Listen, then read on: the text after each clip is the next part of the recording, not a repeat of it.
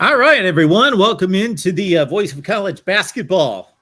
Yes, this reminds me of when I actually cared about this sport. We got Michigan State and Duke on the hard court. And don't they know that we've got a watch party and a call-in show to get to? They go to overtime. Hit a 3 at the end of regulation, folks. Sparty, Tom Izzo, help us out. You haven't won a national championship in 22 years. Are you going to win one this year? Okay.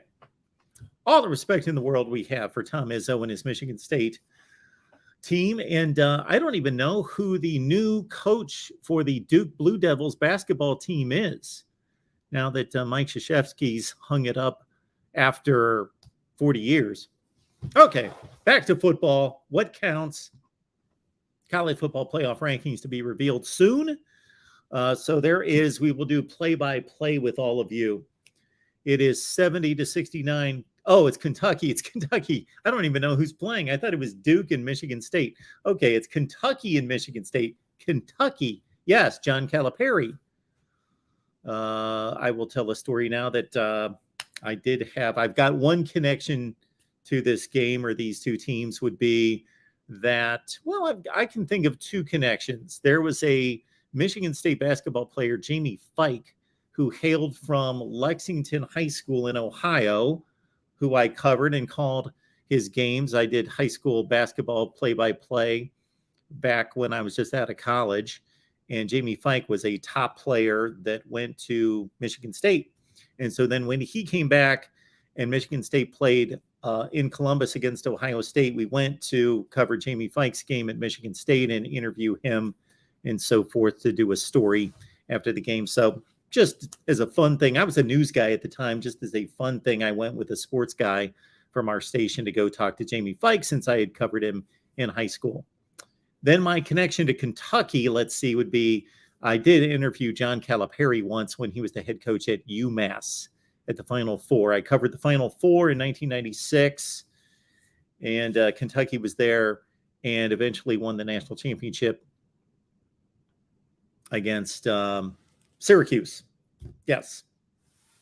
I was there covering Mississippi State. All right, back to football. And let's hope we don't have double overtime. Let's hope. No double overtime. Don't want it. We want to get the rankings. We want to get your calls in. And then we want to get to it. While we're waiting, we might as well get your calls in now. But before we do that, we want to remind everyone to please use the Amazon link that we provide in the description section. I'm getting too used to wearing these glasses. I don't like them. But I haven't worn my contacts in months. Use the Amazon link in the description section of all the videos right here at the Voice of College Football. Please do that. And, of course, check out all our team live streams that we present each and every day.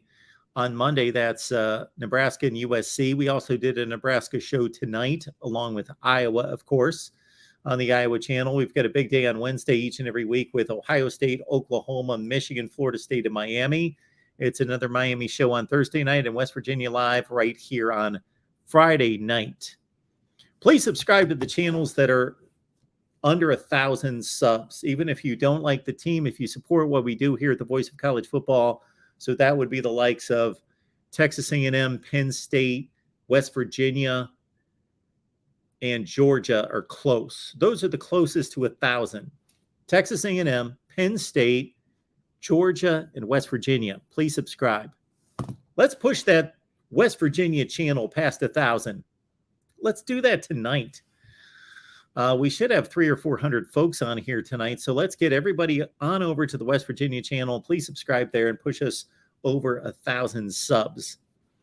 I'm going to drop the link in the chat, and we might as well take calls until we get the ranking show on the air.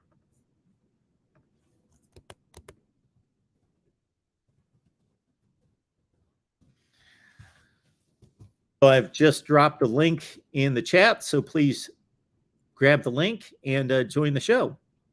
Appreciate you being here. Now we've got 71-69, and I hope Michigan State does not have the ball. Michigan State's already lost a game this year. But that's Tom Izzo's way. They lose the games in the non-conference season, and then they rev up toward March Madness. That used to be Michigan State's way when I paid attention. Super chat coming in. Appreciate that. Super chat coming in from Don. Chances Harbaugh interviews for the Colts job. Well, maybe one Jeff Saturday is going to hold on to that after the big win that they had against the Raiders. Welcome into the Voice of College Football, Nick. Hey, Mark. How's it going? It's going well. How are you?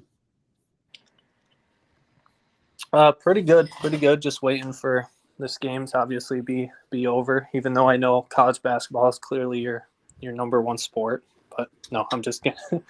I like college basketball, or I used to like college basketball. I just don't have time for it, don't care about it. It's just completely, when something leaves my life, it's just gone. It's just gone. I used to know a lot about college basketball. I used to really keep up with it, but I don't even think I've watched a national championship game in close to 10 years. Oh, really? Okay. Yeah. Well, I don't know one player. I don't know the last time I knew a college basketball player. That's fair. That's fair. I love March Madness so much just because you have we talk about how crazy college football Saturdays are, which they are. I mean, so many unexpected things happen in games, and, you get teams like Iowa who their defense just somehow keeps scoring touchdowns at a rate I've never seen before. But anyway, enough about college basketball. Real quick, I wanted to get into – I have a couple questions for you. Do you think Notre Dame has a realistic shot at beating USC? Yes, absolutely. Are you kind of leaning towards Notre Dame? Well, they're playing better football, and they've certainly been tested against much better teams. USC's schedule has been atrocious. They haven't played anyone yet, except for Utah. They haven't beaten anyone yet. I should be more specific. Not that I don't think USC's a good team, and I do think that they're probably a better team than Notre Dame, but not by much. And Notre Dame's probably a more physical team and certainly a better defensive team. Okay. Yeah, I think they're going to beat them. I mean, that'll pretty much put a pin in the Pac-12 as far as the college football playoff. I kind of think their chances went down with Oregon. And by the way, does Oregon and Washington, do they know how to play defense? Not much. Actually, I think Oregon does. Oregon's got a pretty good defense, but it just turned out to be one of those games. It was only 37-34. Yeah, Michael Penix, though. I mean, that dude, I don't know about you, but his arm talent is, oh my gosh. Yeah. Without the injuries, I would love to see what his NFL draft stock would be if he didn't, get all the injuries. His arm talent is it just looks different. He can throw at different angles. He flicks it. He fires it. He throws crazy passes out there. And I stop myself at times to think, does it look that good just because it's left-handed and just looks different? But I think it's legit. Yeah, that's true. I mean, it is kind of funny. A lot of like left-handed things end up like looking like uglier for some reason. Like, I don't know if you remember Tayshaun Prince, like left-handed shooting jump shooters. Tayshaun Prince, Kentucky, right? Yeah, he was in Kentucky, but he played for the Pistons, or Manu Ginobili for the Spurs. Like, they were left-handed shooters in their elbow. It just looks really ugly. Yeah.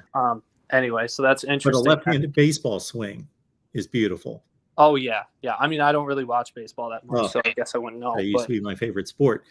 Griffey, Will Clark. Oh, yeah. Left-handed baseball swing. Jim Edmonds. My friends, I only know like the big players. I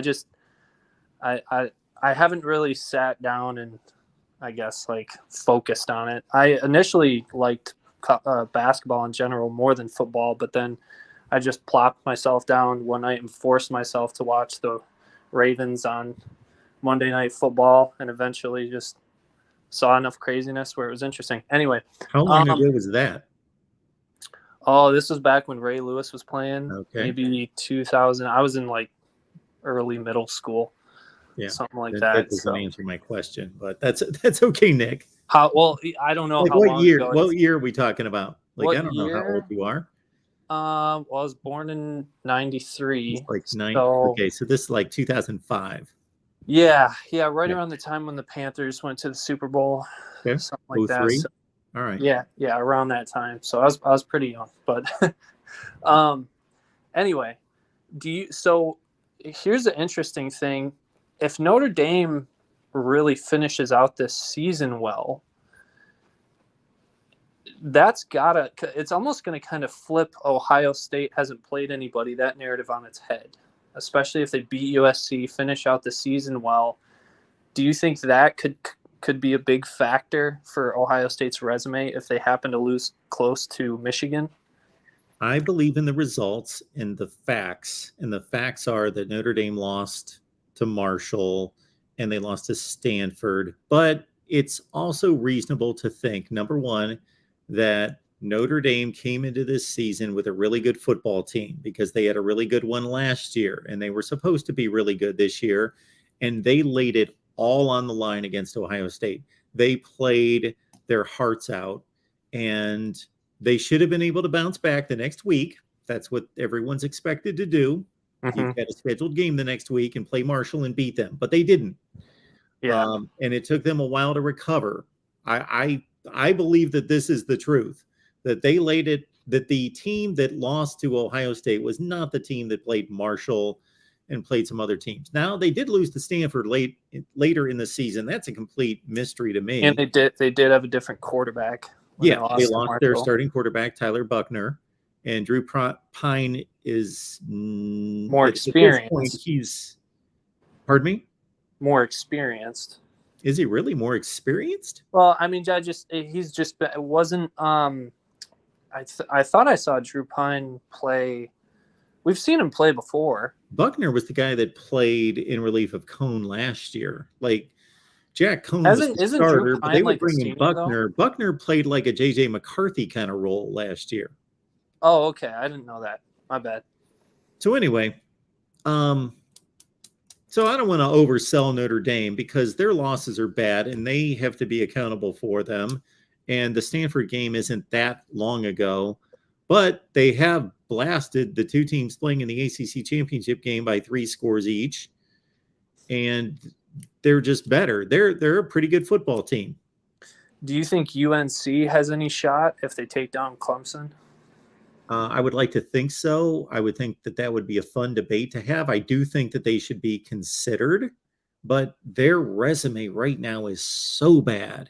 Yeah, it's looked terrible. It's awful. I laid out a video with the 10 teams that I thought had resumes to be considered that were on the bubble, and they by far were the lowest ranked team that I placed because their best win before last week was Duke and Pitt. And now it's Wake Forest, who's 6-4, who's an okay team, but not. Yeah, so like the only 2 teams I think that will likely have a shot. Now, we did see the committee kind of admit last week with their rankings that they initially ranked TCU way too low. Exactly. In the first rankings. So we know that they're willing to like bump teams up a ton of spots, or that's at least something you got to watch out for. Yeah. But besides Tennessee, USC, and TCU, I don't see how Michigan and Ohio State playing each other, how like a Clemson or a one-loss UNC, they're so far down in the rankings. I think Clemson's still at 10. Like there's a lot to have happen. I think a one-loss TCU would be out. Obviously, if Clemson loses again, they're out. But even so, if they don't lose again, I still think they're out. So I think it's very possible that TCU loses a game. You think the Ohio State Michigan loser is going to be in? It sounds. If I was betting, I would say 60-40, 60%. I don't think so because I don't know. TCU, I haven't really watched many of their games, but they just keep winning. Do you know the rest of their schedule? Like, do they? Because I expected them to lose to Texas, so that kind of shocked me a little bit that they pulled that out. they've got Baylor this week on the road. Then they've got Iowa State, and then the Big 12 championship game, which is probably going to be against Kansas State. What do you think are the chances of them? Well, even though somebody laughed at me the other night when I said that Baylor could beat them, because they were like, Baylor lost by 5 touchdowns to Kansas State, and I looked up the Vegas odds, and it's a pick'em game. Okay. Baylor, I don't know what happened last week to Baylor, but in all these other games, Baylor has played as well as just about anybody in the Big 12 is just compacted. I know TCU's 10-0, but there's not a whole lot of difference between all It's those. the Spider-Man meme. They're all every game they're all pointing at each other. You don't know who's going to win. Yeah. TCU, the results look like domination, but they beat Kansas State by a touch, or they beat Kansas by a touchdown. The Kansas State game, that is the one that probably should have tripped them up, but Kansas State lost both their quarterbacks. And they were losing by 18 points, TCU, in that game. They were losing to Oklahoma State by 17 points. So I think, and now they're coming off a really big high against Texas.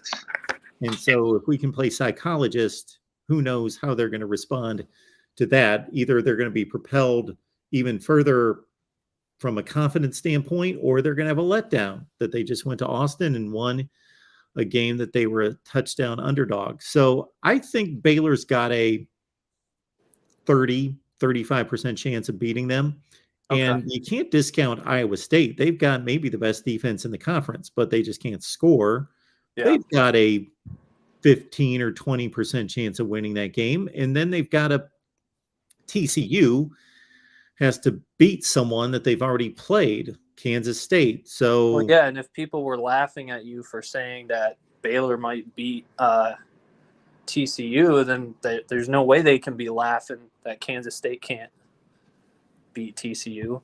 I don't know if you watched that game, but Adrian Martinez got hurt the first series of the game. They bring in this, can't think of his first name, Howard, the backup quarterback, and he was really good. And they were winning 28-10. And then he got hurt, and the third stringer was lost. And TCU came back and won.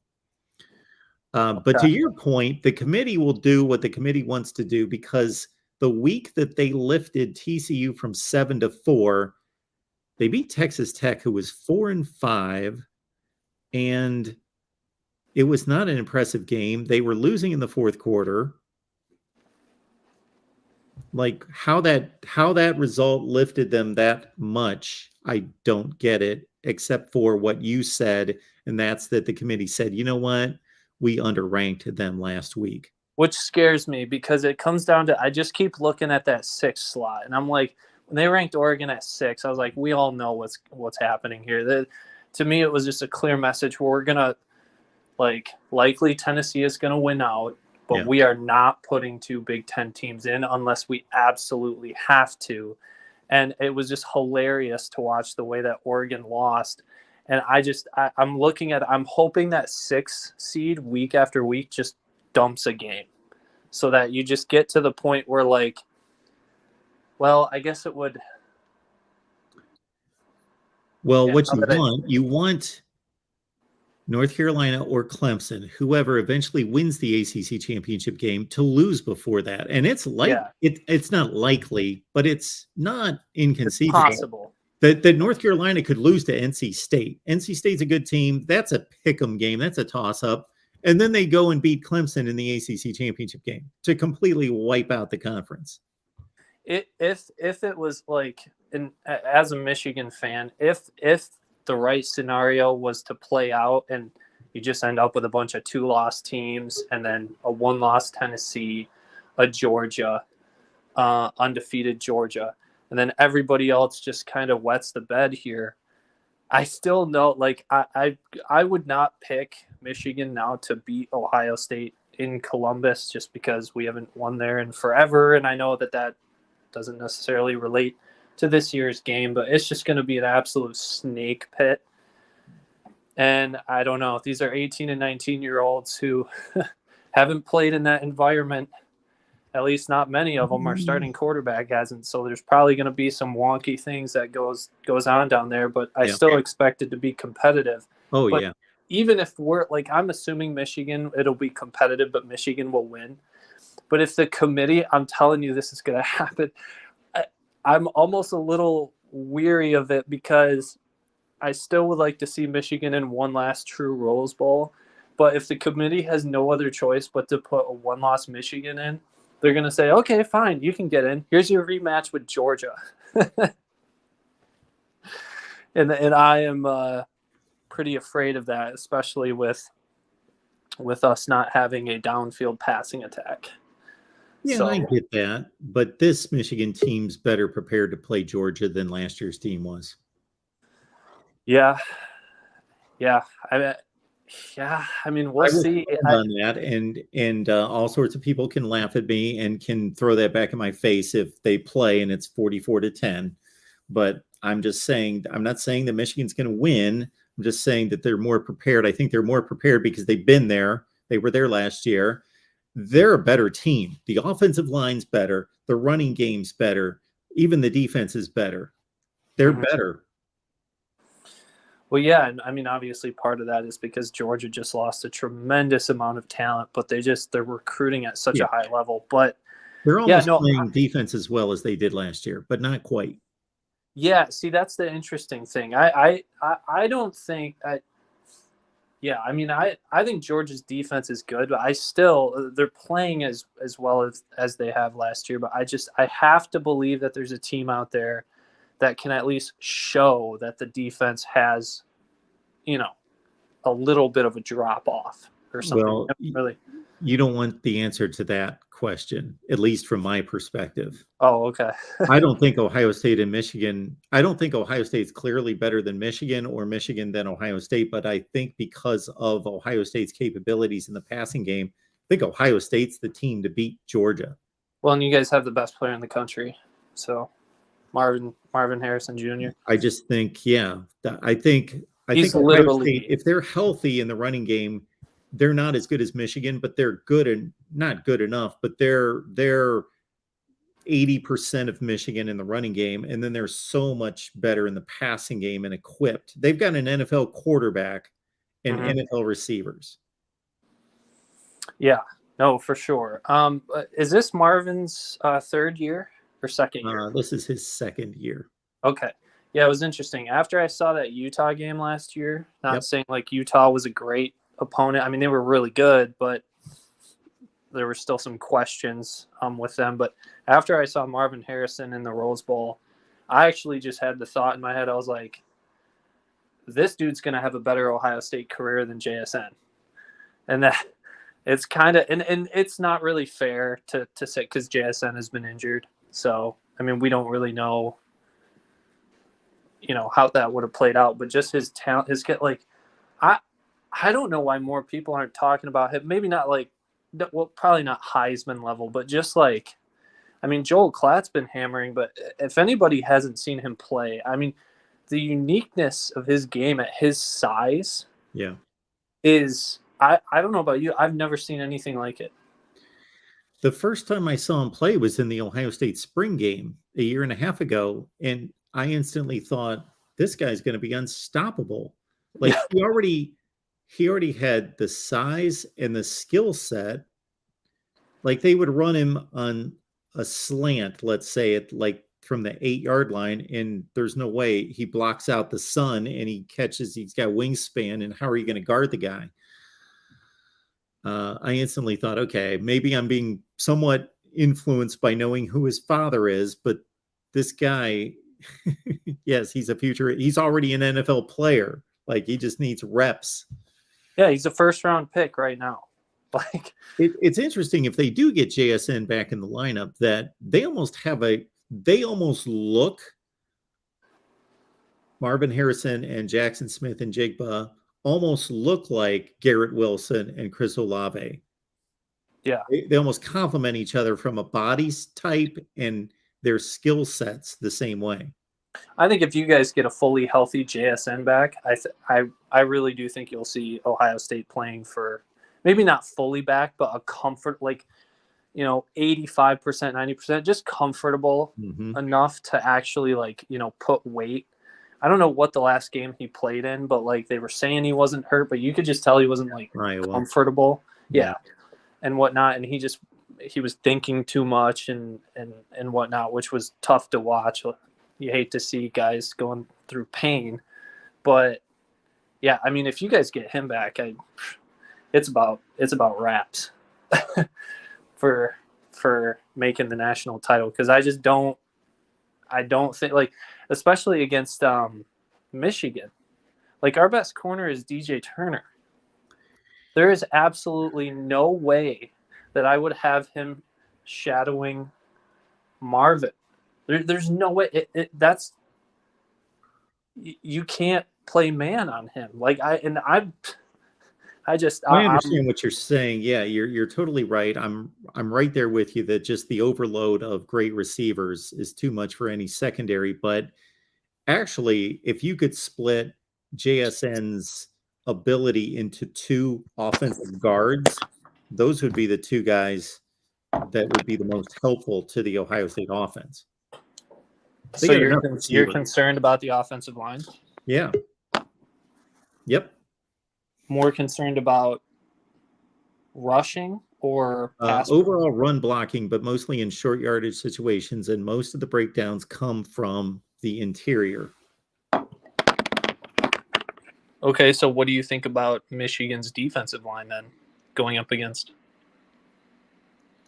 Every time I watch Michigan's defensive line, they're lights out. The only game that I thought that they were somewhat marginal from a pass rush standpoint was against Maryland, and that was the first Big Ten game. I thought Talia had time and made some plays downfield, but I wasn't that overly concerned on Michigan's sake.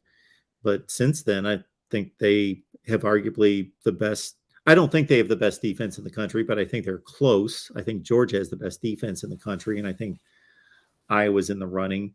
But their interior size defensive line is an athleticism is, I'm not going to say it's on Georgia's level, but it reminds, it's like Georgia-esque. Yeah. It's like Chris Jenkins, plopping two athletic 300 plus guys at DL interior. I mean, that's going to be tough to run the football on them for sure. I do think Mike Morris has another gear that we haven't necessarily seen, and I don't know if he'll reach that with him getting a little. I don't know if he got an injury at the end of the game against Nebraska or whatnot. But I will say this: have you, with your vast knowledge, have you ever seen a player or been impressed with a player just how smoothly a transition from offensive side of the football to defensive side of the football is Mike Sainristil? And I don't know, is there any other player that kind of comes to mind? Staying with the same rivalry, Chris Gamble would come to mind. Okay. You remember Chris Gamble? No. That might have been a few years before so he played a long time with the Carolina Panthers in the NFL, but he came up as a wide receiver, and he played on Ohio State's team prior to their 2002 national championship game, and he was kind of like a receiver that didn't see the field a lot. And then anyway, he played an insane amount of plays he played 115, 120 plays in games during their national championship season, because he played both wide receiver and corner, and he turned out to be an NFL corner, and he was ridiculous.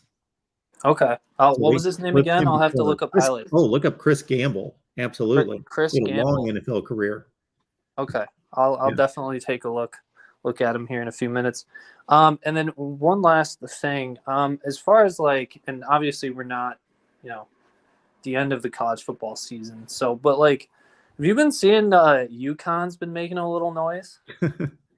Yeah, I actually did a little search to look at Jim Mora's comments and look at the game recap from this past Saturday, since they made bowl eligibility. I was kind of curious about that, because I think that's a fun little story to see an NFL coach coached at UCLA, of course, and take a job like that, which I thought was really curious, just to get himself back in the game and back at it. And that shows you how vital coaching is, that somebody that's that good can go somewhere like UConn and lift them from the depths to a level of respectability instantly. That's going to be interesting to see. I don't know how much more he's going to be coaching. I mean, I think it's seems like more of a passion project. The guy just is probably really competitive and has that itch, but I would be really curious to see where UConn goes from here. So, but yeah, taking down the program has in the past been decent under Randy Edsall. Mm-hmm. They went to a Fiesta Bowl one year. They shouldn't have been there, but they did. Were you surprised that they beat Liberty? I don't know what you thought of Liberty. Well, Liberty also beat Gardner-Webb by 1 point, so I wasn't shocked. Well, hey, anything I could anything to prop up Michigan's non-con at this point is where I'm going to go, especially since we've gotten the brunt of the stick getting pounded over the head about it. And it is kind of interesting looking at LSU's non-con, how I haven't heard a peep about that. But all of a sudden people are saying if they win the SEC, they're going to the college football playoff. Well, they played Florida State. Yeah. And they lost. We didn't play an FCS school in the non-con, so. Well, look at it this way, Nick. I'm mostly joking. I'm not actually like really that serious about this. If you're supposed to be, here's my thought about comparing like FCS games against like a lousy group of 5 teams. Yeah. If you're supposed to be one of the 3 or 4 best teams in the country, does it really matter if you're playing the 100th best team in the country or the 130th best team in the country? No. It shouldn't. Yeah. No, which is not a big deal. I don't know. Correct me if I'm wrong, but like, isn't this really? I mean, I can't remember why Michigan backed out of the UCLA thing. I have a feeling it was something to do with COVID, but I'm not sure. I looked it up. No, I thought it did too, or I thought it. I had a bunch of theories, and I looked it up, and now I forget why. But it was before COVID. It was decided like in 2019. Here we go. Brett McMurphy on Twitter. No, this isn't going to explain why. I looked it up anyway. I forget. Isn't though like Colorado State traditionally, they're usually a respectable program. Yeah, it's been quite a while since they were respectable. Like what? Anyway, Nick, we've got a bunch of calls. Oh, okay. Anyway, here, so I'll let you go. All right. Thanks. Appreciate the time. Thanks. Sure. Thanks for showing up. All right. We've got DC XXXXX. Maybe I threw in an extra X. Thank you so much for the super chat there, Penn State fan. Good to have a Penn State fan here. It just seems like in recent years, for some reason, every time I do a Penn State video, seems like nobody watches. Or maybe DCXXXX watches, but like only like 13 other people watch. So Penn State, we don't have a whole lot of Penn State fans around. So DCXXXX, bring in some Penn State fans. I love your and every one of the regulars' dedication to college football. To use an old 70s phrase, just keep on keeping on. We will. That's what we do. Thanks, DCXXX. And thanks to people like you, we will keep on keeping on. You will probably never hear me make that statement, so I will make it because I'm reading your super chat. We will talk to Chad, and I will let all the callers know that as soon as we go to the watch party portion of this, just hang on. We'll keep you on the line. Whoever's on the call, we'll keep you on the line, but we just want to run through, of course, what the selections are, but they take them so long to select. There'll be plenty of time to converse as well. Chad, how you doing tonight? Pretty good, Mark. Can you hear me okay? I can. Great. I just had a couple of things here. I was mainly wanting to talk about Ohio State's running back situation. And my main question was, what is the skill ceiling on running backs as opposed to other positions like quarterback, where it's obviously very high? your quarterback's going to basically determine how good you are in football. How talented does your running back have to be a quality running attack? All right. I think that's a great question. And I think that's a complicated answer, but I'll do my best. One would be, what style of offense do you run? So if you run 70% of the time, then obviously your running backs are much more important because they're carrying the football 70% of the time. However, if you're running 40% of the time, then you're talking about in a span of 75 plays. And here we've got the top 25. Let's go. Cincinnati's at 25.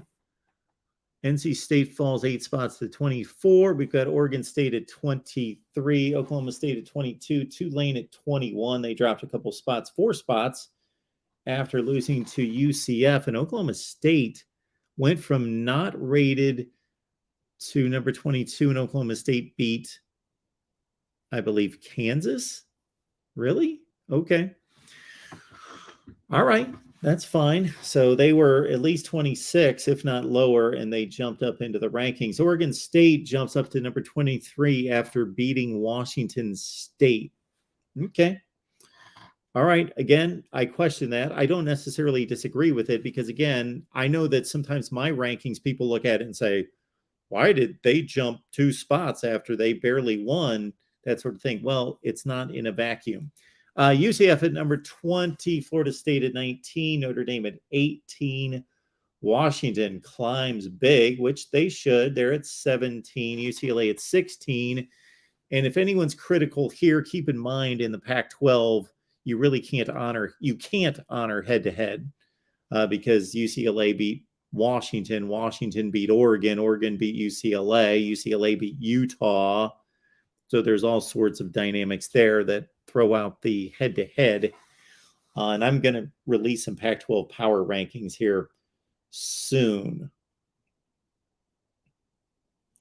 But I'm trying to think how that compares to my top 25. But it's somewhere actually pretty close. So these resume rankings actually kind of work.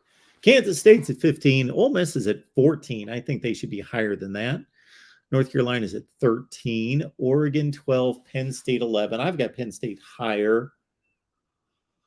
I've got North Carolina a little bit higher. I've got them at 12. I've got Ole Miss 3 spots higher. So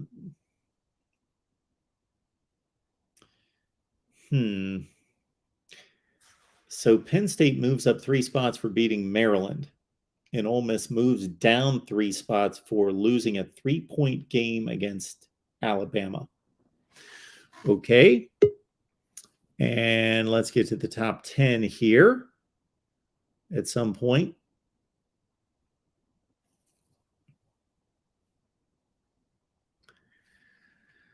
Chad, I would tackle your question even more, but I just think as soon as I do, we're going to see more teams thrown up here. Who do we got?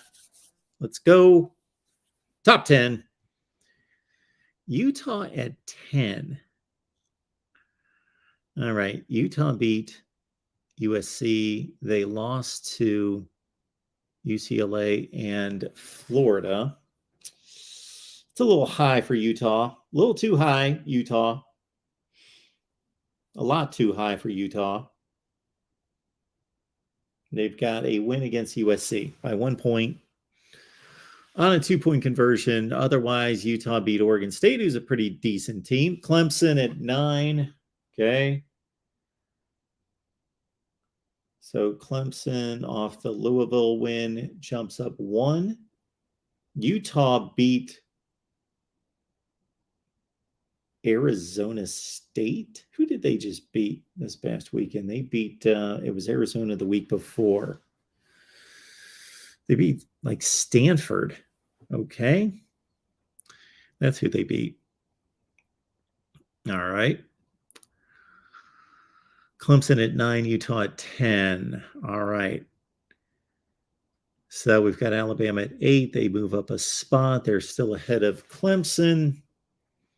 And so we still have to wrestle around with Michigan, Ohio State, Tennessee, TCU, LSU, So at number 7 is going to be, well, all right, back to the running back position. So it depends on, first of all, what kind of offense you run and your running distribution versus your pass ratio. That would be number 1. Number 2 would be, okay, how good is your offensive line? Because obviously, the better your offensive line, the less good your running backs have to be because they're just running through massive gaps in the line. You need some help from the offensive line. That's all there is to it. You could have the best running backs in the world. You could have Barry Sanders in his prime, and you're not going to move the ball running if you don't have an offensive line to some extent. But if the offensive line isn't great, great running backs will create push. They'll find holes. They've got good vision. They'll break tackles.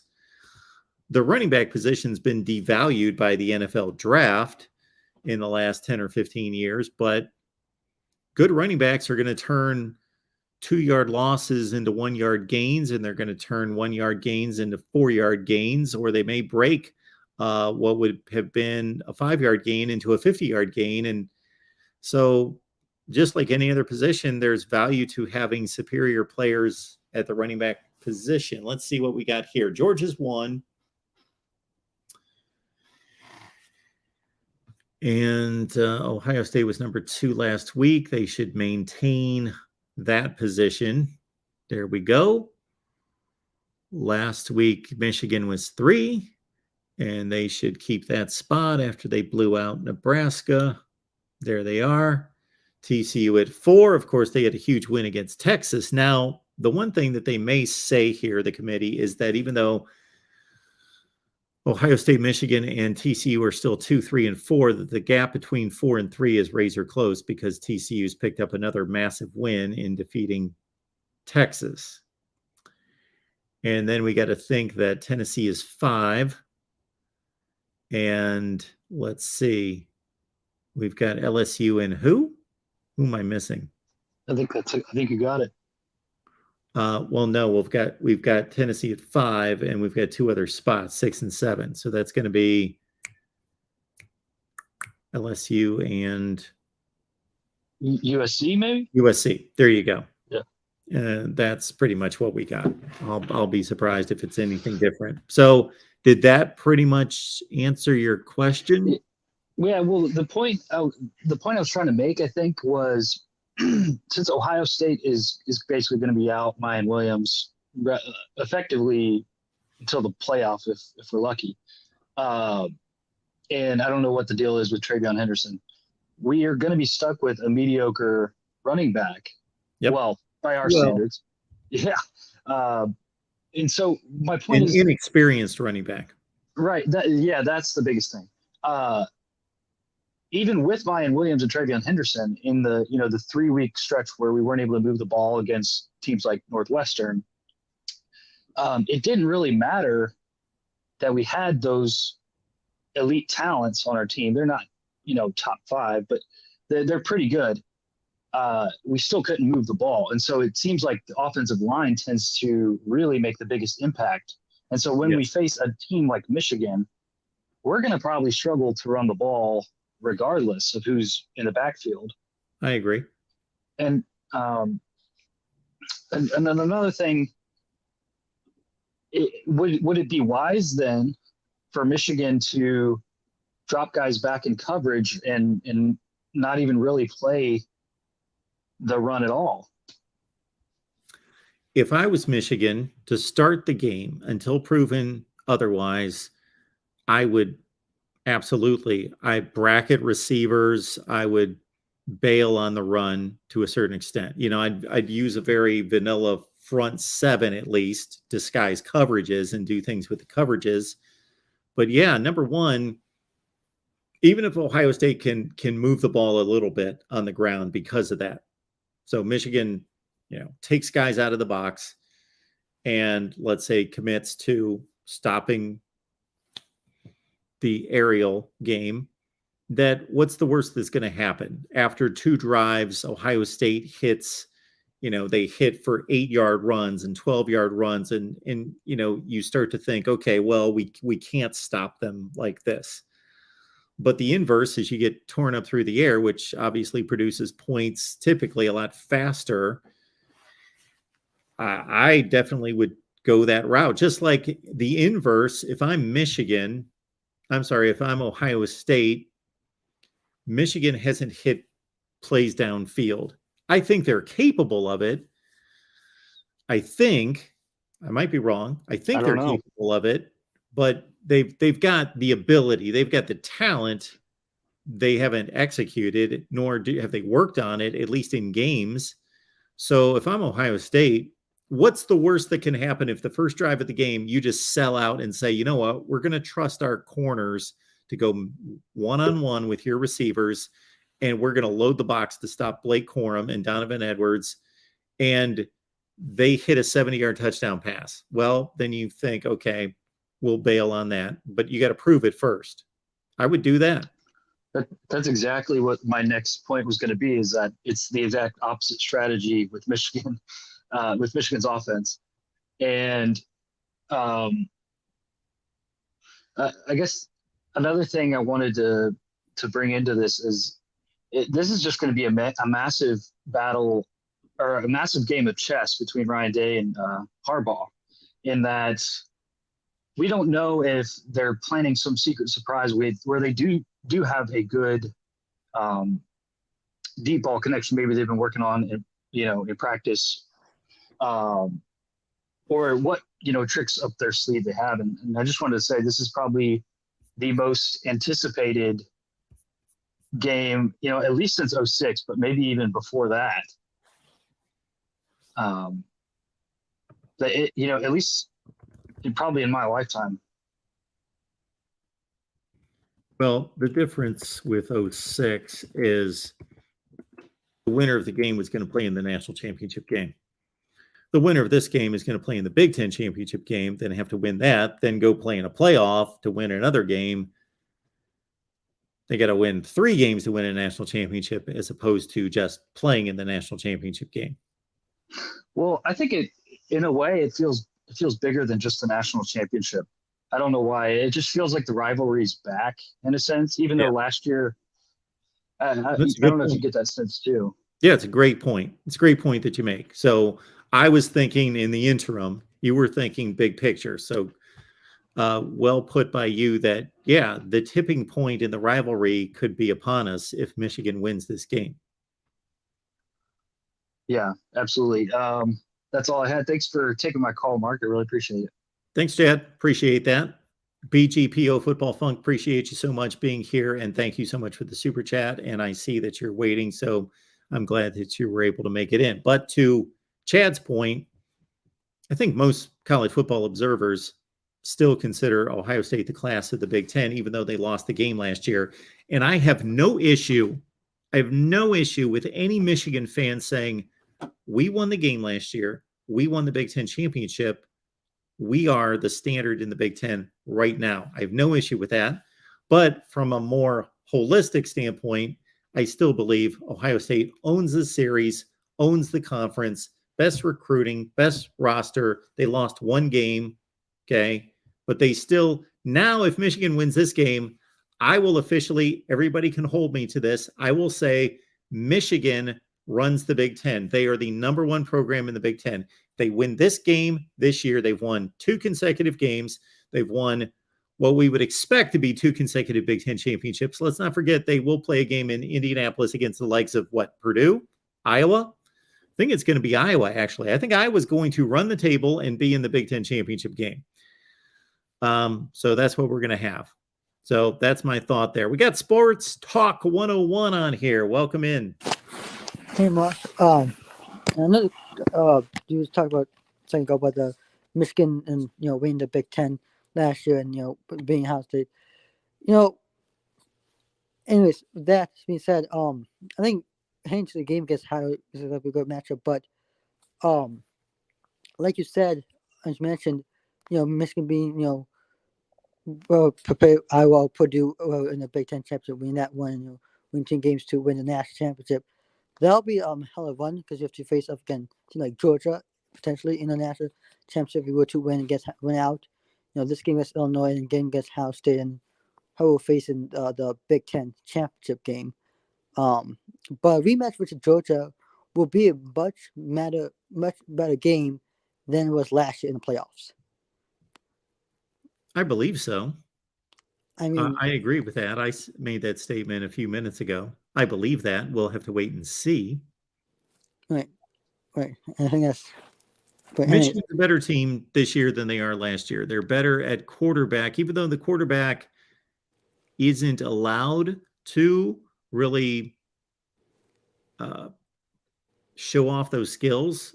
If for no other reason, the threat of throwing it downfield and the threat of the run, the quarterback's better. The running back position's better. I've got all the respect in the world for Hassan Haskins, but Blake Corum has made himself better, and he's a more dynamic runner than Hassan Haskins. The Virginia transfer at center, Olobatimi, he's an All-American. He's made the offensive line better. And they're a better defense. Not by much, but I think they're better this year defensively too. They're a better team. Yeah, and there's like I said, the offensive line is better than the team that won the offensive line award last year too. And I love Jay McCarthy can run the ball, but one thing I do have concern with Mr. McCarthy, I mean, we have great receivers. And you said earlier too that we have capable. We can throw the ball down, but we just don't do it that often. And which you may want to edit the word "great." Yeah, but good receivers. Yeah. I mean, they're fast receivers. Don't get me wrong, but the deep balls is the one thing he can throw the ball deep ball. That's one thing he's good at. But him and the receiver not on the same page. I've been noticing that the past few games. If you want to be Ohio State, not just a run game, but also you got to work on we got to practice throwing the ball. You know. If I was the quarterback coach at Michigan, which I shouldn't be, I'm not qualified. I am not a quarterback coach, but I would tell J.J. McCarthy one thing.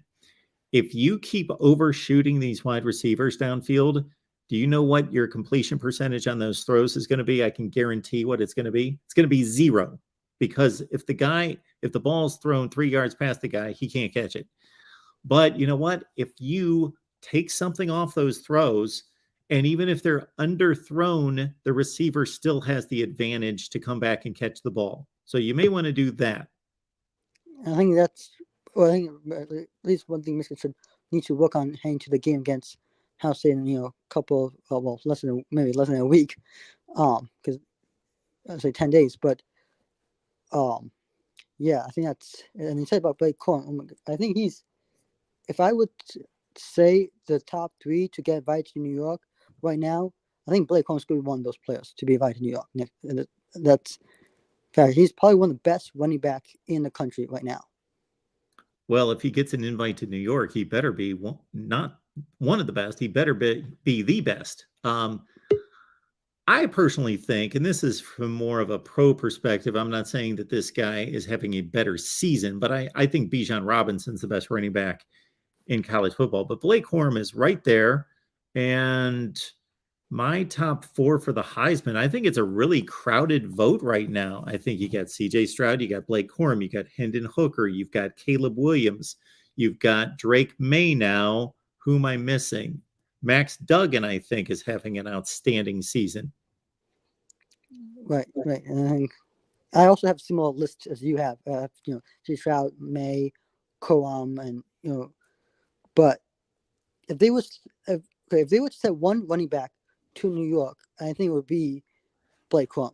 I agree. And then to one quarterback to New York, I'd say that's probably but Drake May, I think, has the better stats than CJ Stroud. But if they were to send one quarterback, I think it's going to be to New York. I think it's going to be Drake May.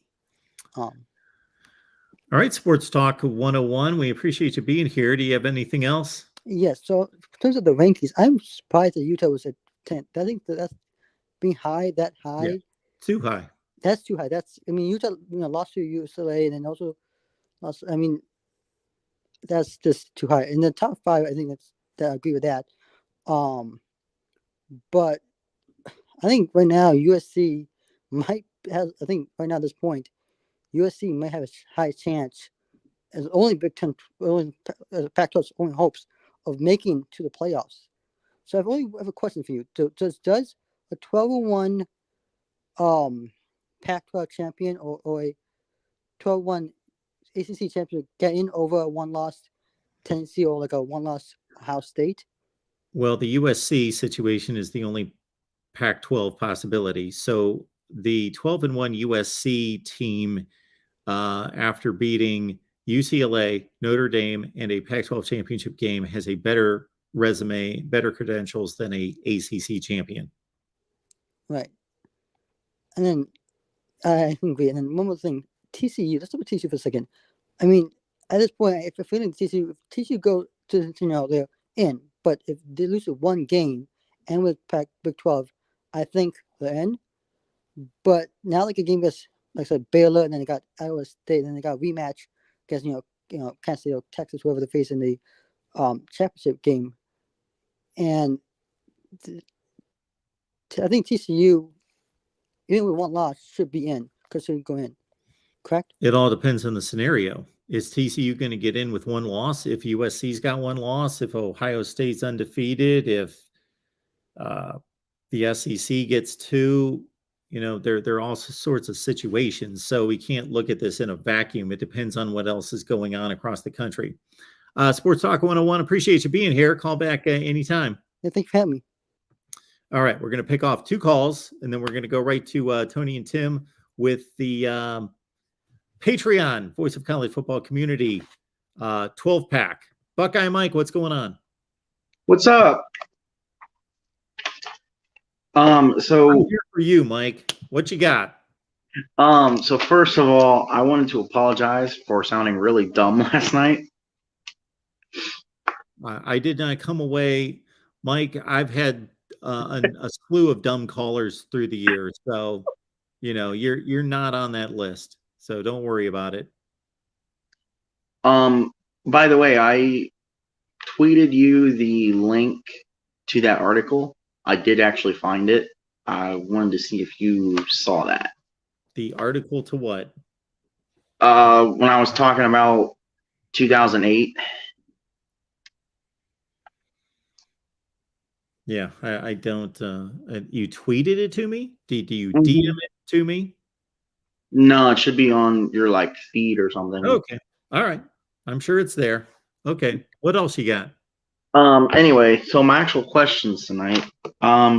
First of all, how does beating Kansas move Oklahoma State up that much? You got me. Except the caveat you got to understand. So I'm critical just like you. I look at this and I'm like, Oklahoma State, they just lost. They've looked awful for 2 consecutive weeks. Then they beat Kansas, and I got respect for Kansas. They're a decent team. They're like a top 40 team. Yeah. Oklahoma State wins that, and they vault not just into the top 25, but they went to 22. Okay. Also understand, though, you and other people kind of look at one team and say, okay, they beat them. Why are they there? They were there last week. Why did they go from 15 to 18? Believe me, from doing this every week, when you are dealing with everybody, there are certain moves that on the surface don't necessarily seem to make sense, but it's all a puzzle. You're not ranking teams in a vacuum. You're not saying you're number 15, you beat a bad team and you looked awful, so we're going to drop you to 19. No, not if a bunch of teams behind them looked awful and lost games. Well, that's number 15. They may actually move up after a ugly win. It all plays together. It's a puzzle. So, but I did agree with you on the surface. I don't have Oklahoma State in my top 25. Mm-hmm. My biggest question for you that I didn't get to last night, is Georgia becoming Alabama from 2009 to 2020? Wow. That's funny that you say that, because that went through my mind in some kind of conversation in the last 2 days. I thought, is Georgia the new Alabama? They are the new standard. Let's hold off until they at least win this one. That makes sense. Which, of course, Alabama did not do until, which they've never done, right? 09. What? 11-12. 11-12, they won back-to-back. Okay. I think they only repeated once, 11-12. Yep. especially the start of the playoff when they went Bama, Clemson, Bama, Clemson, Bama, Clemson. Yeah. Well, it didn't happen that many times, but I get your point. And then I got two other big questions. It seems to me the committee's carrying Utah's USC win a little too heavily. Am I right on that kind of They're thinking? carrying Or, something for Utah that they value there that I don't value. That's a great win. That's oh one of yeah, the 10 or 15 best wins, probably higher than that in the country. It's a great win. But I don't know how you can play that on both sides in regards to if you're going to give Utah all this credit for beating USC, then you need to lessen the credit that you're giving USC for losing this nail biter, really close game to Utah. right. They're two really good teams that played a total toss-up game, but you've got to credit the winner.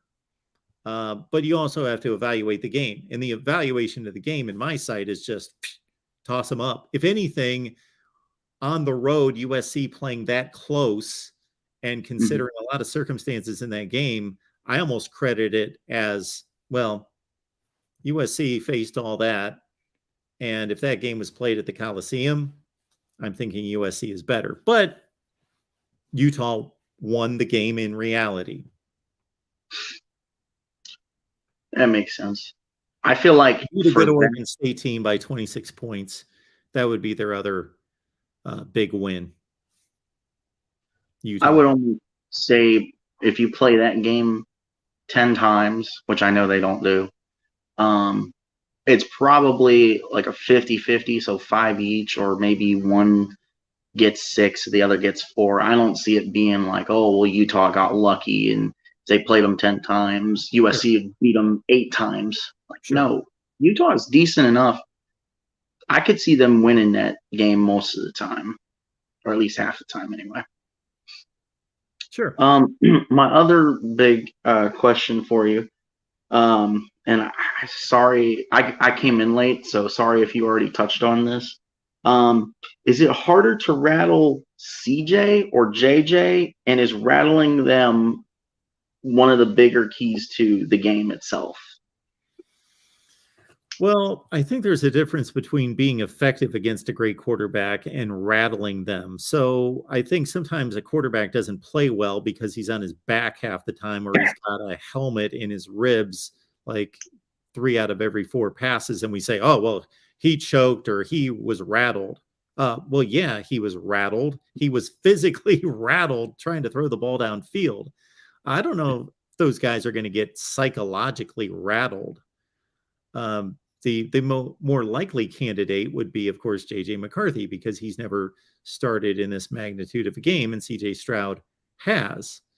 Although maybe C.J. Stroud, we could play master psychologist and say C.J. Stroud may have more pressure on him since he lost this game last year, and he's going to feel like, I need to win this game this year. And he carries a higher level of responsibility in the Ohio State offense than J.J. McCarthy does at Michigan. Makes sense. So I remember the other night, people in the chat were talking about like SEC being better than Big Ten and Big Ten better than SEC. My honest opinion, diehard Ohio State and Big Ten conference fan when it's non-con.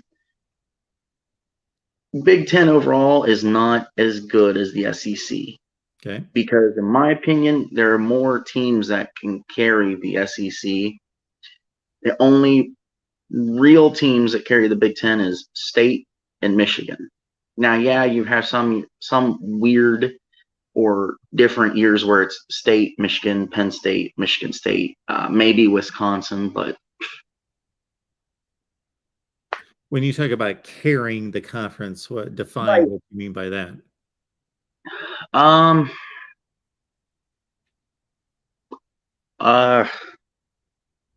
Maybe carry is the wrong word to use. So it sounds but like you mean like any of those teams can go out against anybody in the country and at least not beat anyone in the country, but at least show up and be competitive. yeah, I feel like the SEC as a whole, maybe not their like bottom tier teams like Vandy, South Carolina. I feel like the SEC as a whole would be more competitive against anybody / depending on who it is in the SEC, Absolutely. right out win the games. Where with the Big Ten, if you take that scenario, your only likely winners 9 times out of 10 is going to be Michigan and Ohio State. And like I said, sometimes it could be State, Michigan State, Penn State, maybe Wisconsin, but yeah, you start to lose confidence in teams in the Big Ten once you get past. I'm going to throw Penn State out there as being somebody that can go out against almost any team in the country, excluding 4 or 5, and play them down to the wire, if not win the game. But then it really starts to go in the Big Ten. Like that's why I included Wisconsin. But that's kind of like, No. Don't include Wisconsin this year. No. Definitely not this year. No. Where the SEC, yeah. If you get past Alabama, Georgia, who's next? Is it? And I don't even know if Alabama. I think depending on who, Tennessee, LSU, etc. Yep, it's a deeper conference at the top.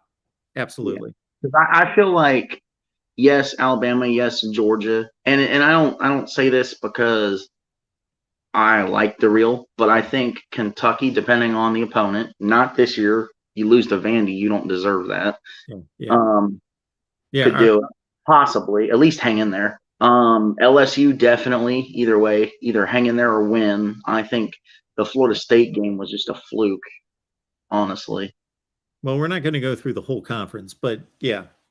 Anyway, but you get my point. SEC is the best conference. It's really not arguable, and I wish it was, because I would love to talk about that the entire off season. But it's not arguable unless we see something different in bowl season and in the playoffs that can create a great argument. Because I would love nothing more than to be here the entire off season and have arguments with people, because it is like impossible to figure out who the best conference is, who's second, third, fourth, and fifth. But that's not the case right now.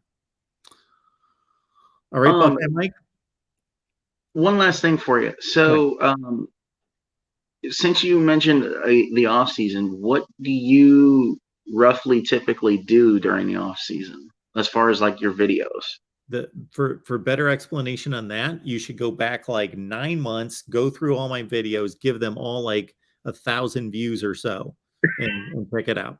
Yeah, we are talking college football all the time. We're ranking and rating and previewing and recruiting and everything. So that's what we've got. So we'll be here. All righty. Thanks, Mark. Appreciate you being here. All right, BGPO Football Funk. Then we go to Tony and Tim. Hey, DeAndre, how you doing? Hey, Mark. It ain't gonna be long. Yeah, I know you can't tell me, because you can't think for other people. But you know me too well. Why is LSU and Alabama in front of Clemson and USC? Okay, you want to? So they're educated best. Yeah, I think some of that's legitimate, and I think some of that's illegitimate. The legitimate part is that if you watch Alabama play and you look at the results, we have to consider that even though they struggled against Texas A&M, people forget this. They don't mention this. They struggled against Texas A&M without Bryce Young, okay? Also, they struggled against Texas. Yes. But on the other hand, let's also understand that this team is one play in 2 different games away from being undefeated and being the #1 team in the country. Okay, no doubt. But your record is what they say it is. You know what I'm saying? That's what I have an issue with. And not about it being me being a Clemson fan. And I don't, you know. I'm sorry to cut you off, DeAndre, but I believe we're having the same conversation we had last week. No. I'm about to go to say that. You want all the 0-loss teams, then all the 1-loss teams, then all the 2-loss teams, and that's a valid approach. Right. That's your whole claim that Clemson's lost one game and USC's lost one game, so they should be higher than 2-loss teams. And I'm not saying that's invalid. I'm just saying I don't totally agree with it, but I understand the point. Yeah, but my point also is Clemson beat the team that beat LSU. And everybody could say it's a fluke or whatever. They still lost the game. You played the game, you lost. You didn't make the extra point or whatever. You gave them 24 points. Sure. Just like Clemson. It doesn't matter if you play Notre Dame in the wind at 40 degrees. You gave up 285 yards. You lost the game. So you have a right to say that. Does Clemson deserve to make the playoff? No. Because if you're lost one game and your record, your resume is not as good as the other teams, like if USC wins out, USC has the best resume between them, Clemson, and Alabama and Tennessee. And another thing I have an issue with LSU, y'all, not you, but people punish Clemson for losing the 21 points to Notre Dame on the road in the win, but nobody punishes LSU for losing the 23 points to Tennessee at home on a nice sunny day. That's what I have an issue with. It's the bias that those schools get away with. And I know you don't have nothing to do with it. It's just my comment when I hear people talk about who should win. Because I think if Clemson wins out and Michigan lose to Ohio State and USC lose another game, Clemson should be the 4th team. Just because USC will have 2 losses, all those other schools have 2 losses, and Michigan's schedule to me is not as good as Clemson is. Now I know people say, well, Clemson's schedule kind of fell off. But when they played those teams, NC State had Leary. They might play a USC team that had 11 wins. And I'm sure USC going to be Georgia Tech this weekend, and maybe they might beat NC State. But you're still playing a team that's going to be rating in the high 10. It doesn't make any sense to me how they do it. But I know you got to go to your other show, Mark. No, so you're fine. The only thing, BG, PO Football Funk, I always get caught up on that name there, DeAndre. So the only thing that I'll say is that I'm not going to hide behind the committee and just let you bash the committee and say, okay, yeah, did you see my rankings this week? No, I didn't get a chance to see it. No, I'm ranking LSU and Alabama above Clemson and USC as well. I disagree with you. I mean, and I understand you do more way analytics. You say eyeball test, but your record says what you are. And Clemson beat Florida State, that beat LSU, that beat Alabama. So, I mean, I don't get it. Now, does Clemson play terrible right now? Yes, they are. I totally get your point. You want all the 0-loss teams, and then all the 1-loss teams, then all the 2-loss teams. That's how you like it done, and I get that point. I just don't agree with it. I believe that there should be evaluation of the teams and who they play. Okay, but again, when Clemson played those teams, they were highly ranked. So that's what, 14? Outside of Alabama, who else has LSU? They beat Ole Miss. I can't use that argument. But I just disagree with it. They beat the team that beat LSU. So, I mean. LSU also beat a Mississippi State team that's just as good as some of the teams that Clemson's beat at the top of their win list. I totally agree with you. But they beat the team that beat them. I mean, I'm going to take it back to 2001. Ohio State had a couple comeback wins, go back to Tennessee even. Just because on that day that you win the championship, that don't mean you were the best team that whole year. You know what I'm saying? Sometimes you get lucky breaks. Some teams just start playing well at a certain time. You know what I'm saying? Sometimes stuff just happens. It's one and done, and you lost that day. Everybody can say Ohio State was the best team. Miami was a better team than Ohio State, but when they stepped on the field in 2001, 2002, whenever it was, Ohio State won the game. I mean, that's how we play this game. It shouldn't be about, I think this, I think that. Clemson has 1 loss, Florida State. I mean, those other teams have 2 losses. Hang on. It's my rankings are not about I think this and that. Obviously, my thought process has to come into it. So there is bias everywhere. I have bias, I agree with you. the committee is biased, but I take that out as much as possible. I think Alabama is even better than that. I think Alabama's a top 4 or 5 team. Like if you wanted me just to say, who do I think should be at the top of the rankings? Who do I think are the best teams? I'm dropping TCU down. They're like 7th or 8th. They're still a really good team. That's really good, 7th or 8th in the country. But I got them ranked number 2 based on resume. Do I think they're the second best team in the country? No, I don't. Well, That's how I try to take my thought process out of it, my own personal who would win this game. But I think TCU is the second best resume. so, and I'm going to let you go, Mark. I know you got the other channel. But maybe let's put it like this.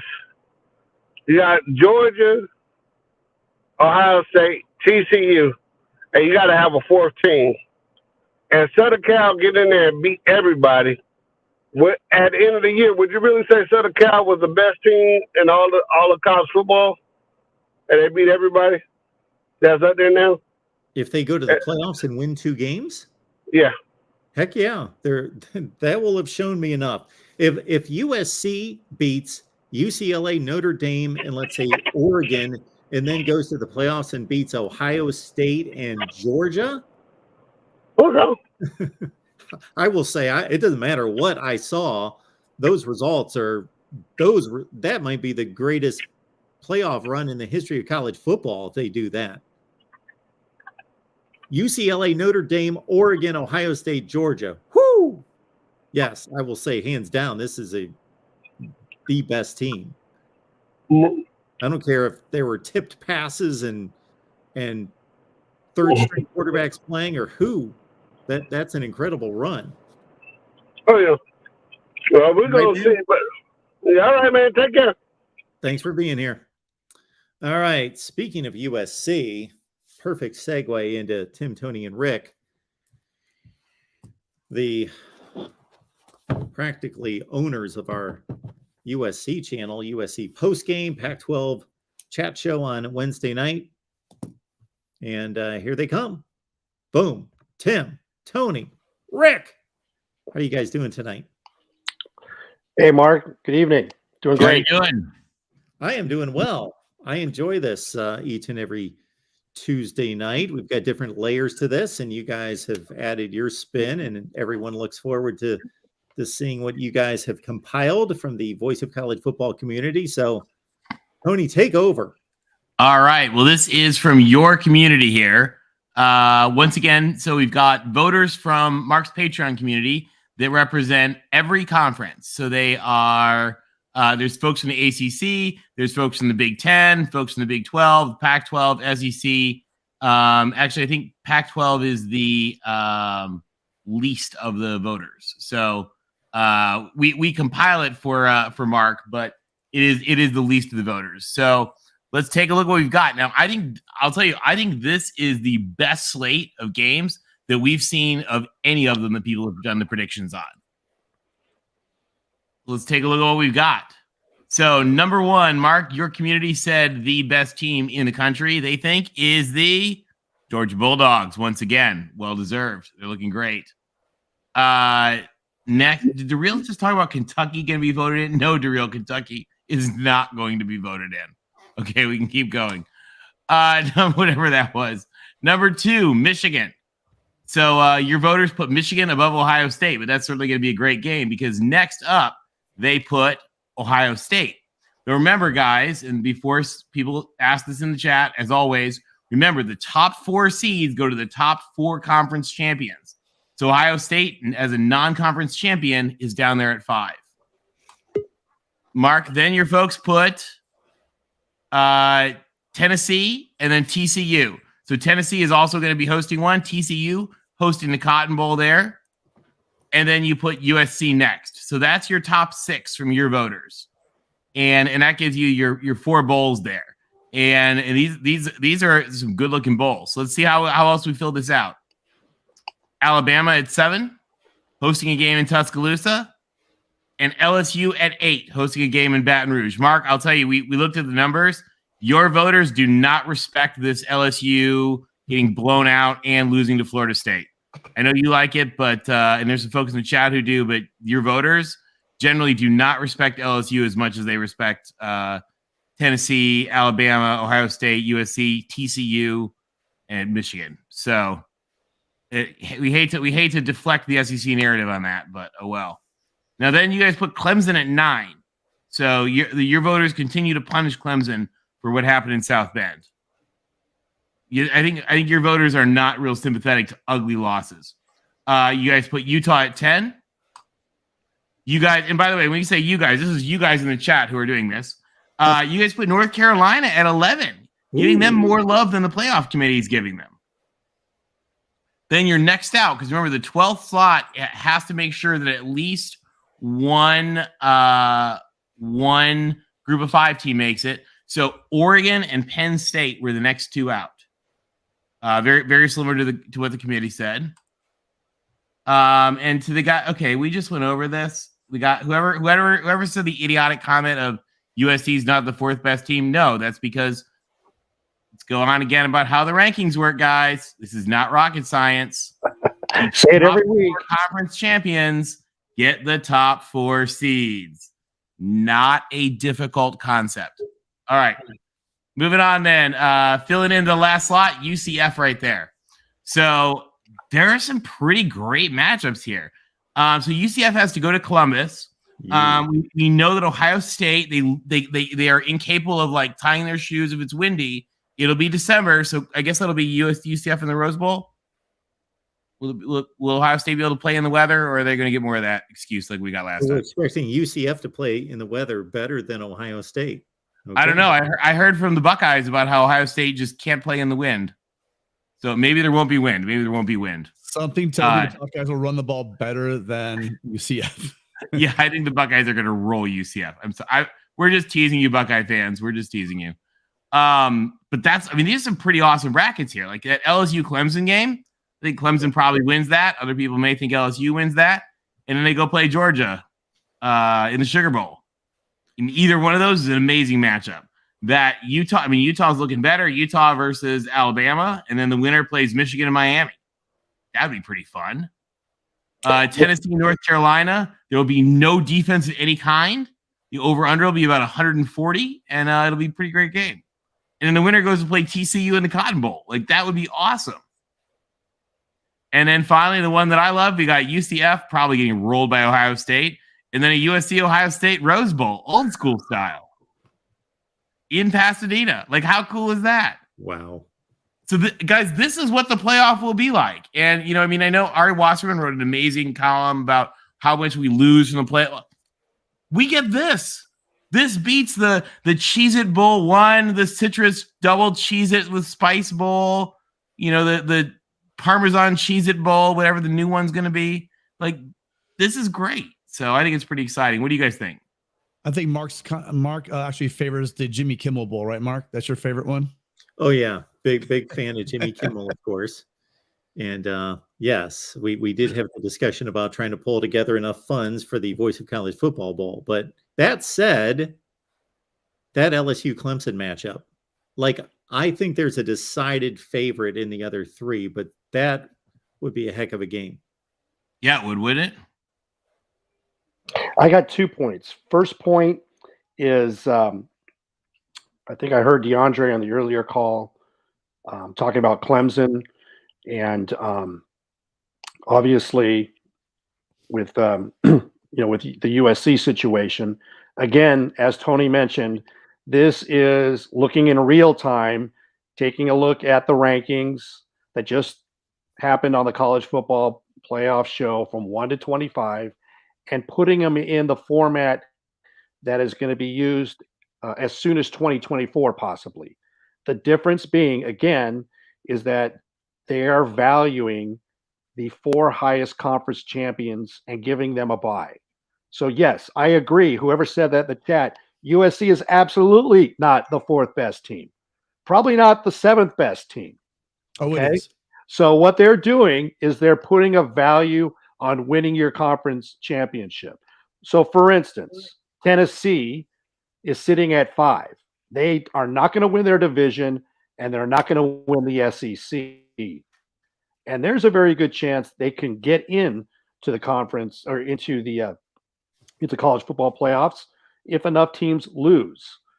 So what the presidents who established and approved this future 12-team college football playoff is saying, hey, we value the 4 conference champions from the 4 highest rated conferences.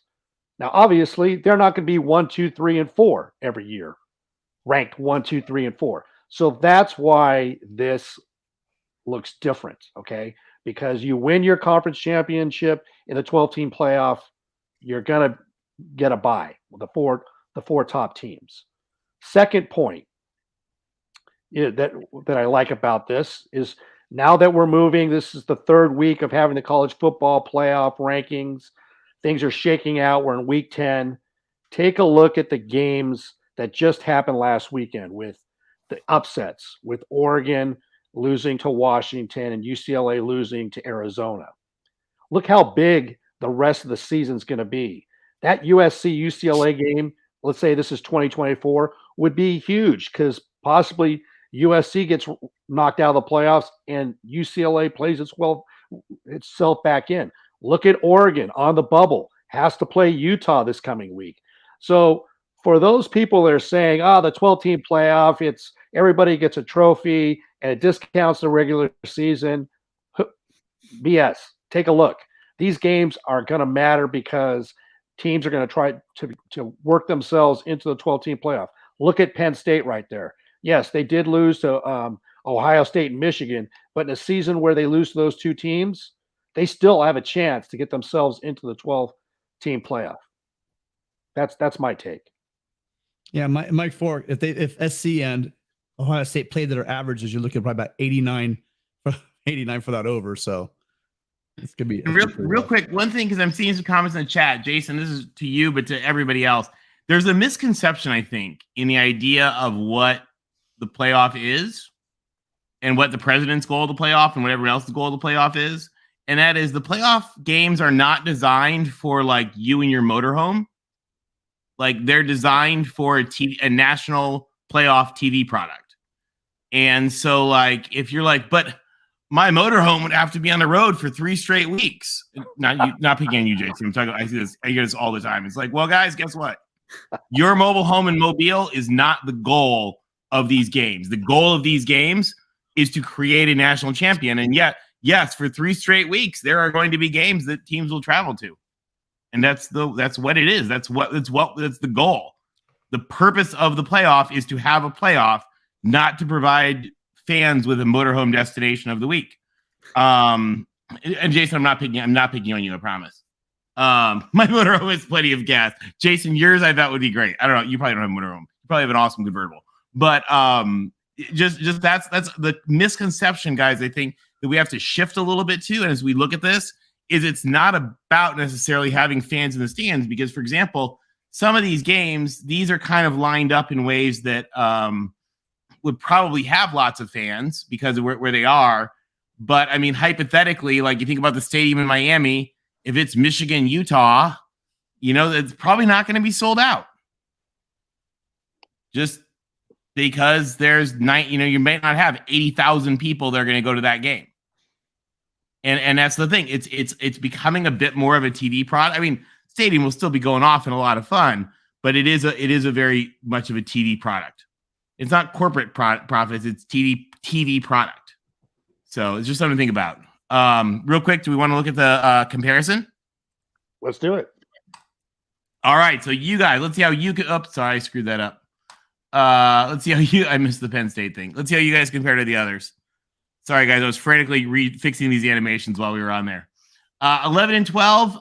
You guys in the community voted North Carolina over Penn State, but you both thought Oregon was 12. Matched up with Utah at 10. I'm really impressed continually by how our folks and their opinions, even though they vary a lot by individual ballot, average out to be pretty close to what the committee said. Clemson 9. LSU, obviously, like we said, community here respected LSU a little less than the committee. Alabama and USC, and then USC and LSU. So the voters, your voters, Mark, put USC as 6. I think waiting to see how they fare over the weekend. Above Alabama and LSU, I think your voters do not appreciate, based on what we saw with Oregon too. Teams that lose big. And then the rest of them were pretty steady. Tennessee, TCU.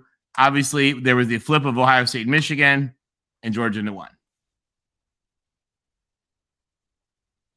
Yeah, Antoine, it's not that there's nobody there. It's just that they might not have 70,000 people there. And that's fairly normal. It's not that big a deal. Anyway, sorry, I didn't mean to go on a tangent. But just, it's a thing that we see a lot with, I keep seeing this like panic about like, but how will I go to the game? And it's like, well, maybe you won't go to all 3. But their games are awesome. So, and thank you again to everybody who voted in this. We appreciate it. It's kind of fun to see what you guys have to say. You guys did a phenomenal job once again. Tony, we appreciate you getting the ballots out to everyone and collecting those, adding those up. Rick, for the brainchild of coming up with this awesome format and basically showing us the future through the present.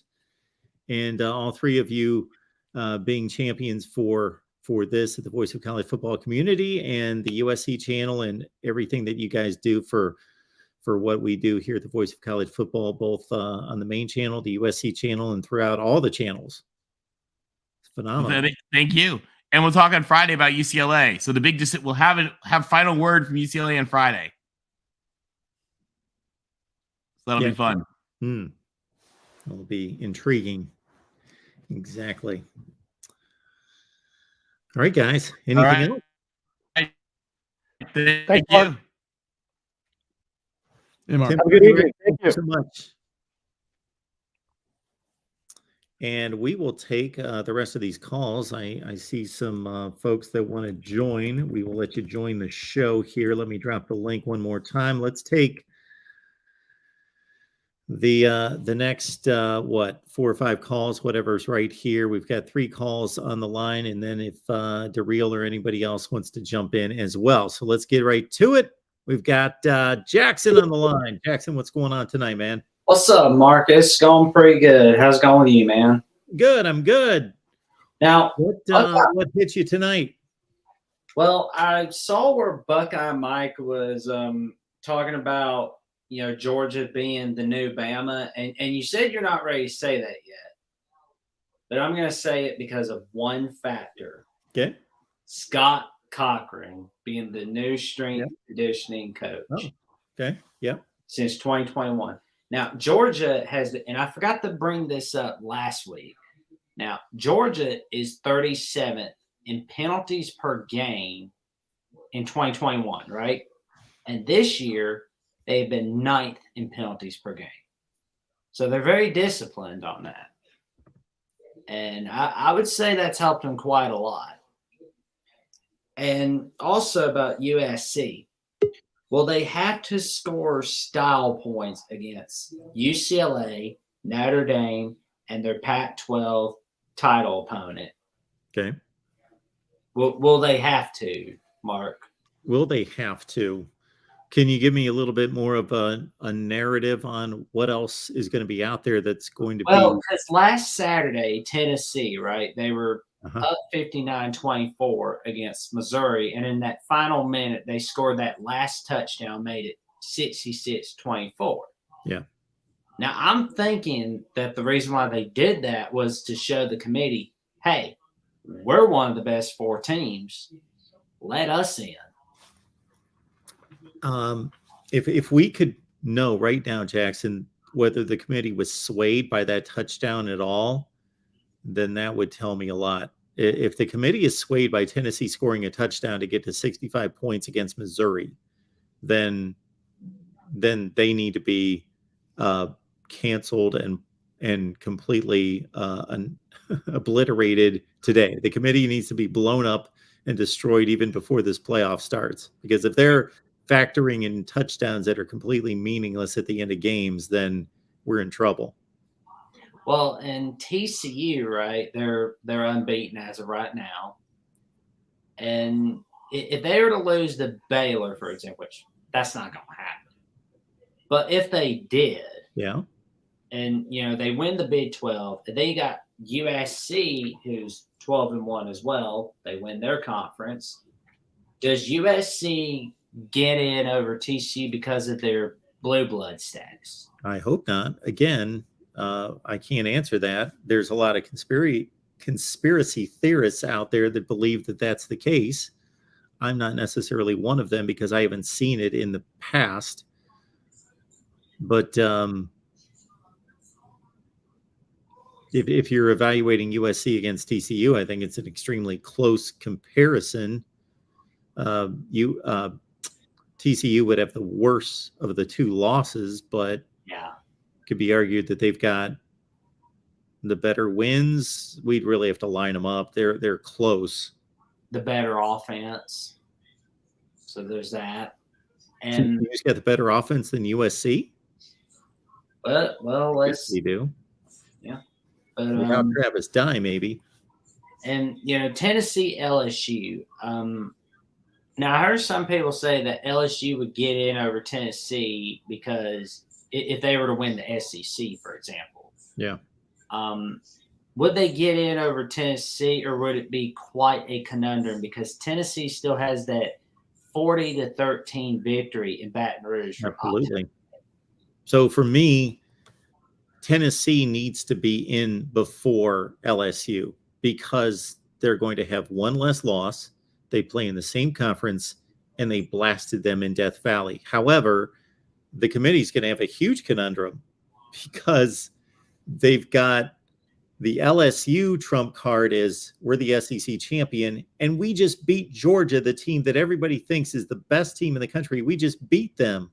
Yeah. And Georgia's got the huge win over Tennessee and advanced to the conference championship game. Tennessee's got what you just outlined over LSU. They've got a huge conundrum. Yeah. Because you almost can't enter one without entering all three. Yeah. I think this is why we need the 8-team playoff like now. Yeah. But for the Big Ten West Division, I found a little stat for Purdue, Iowa, and Illinois. Okay. And this is what they need to do in order to clinch their division. Now, Purdue has to beat both Northwestern and Indiana, and they need Iowa to lose to either Minnesota or Nebraska. Yeah, I'm looking at everything right here. You're killing my video for tomorrow that I was going to do, but keep going, Jackson. That's all right. Iowa has to beat Minnesota and Nebraska. Yeah. They need Illinois to lose to Michigan or Northwestern, but yeah, let's be honest here. Illinois is going to get shellacked in the big house. Yep. Illinois has to win both games against Michigan and Northwestern, and they need Purdue to lose to Northwestern or Indiana. And finally, we got Minnesota. They have to beat Iowa and Wisconsin, and they need Illinois to lose one of their two games, and they need Purdue to lose one of their two games in order to clinch the West Division.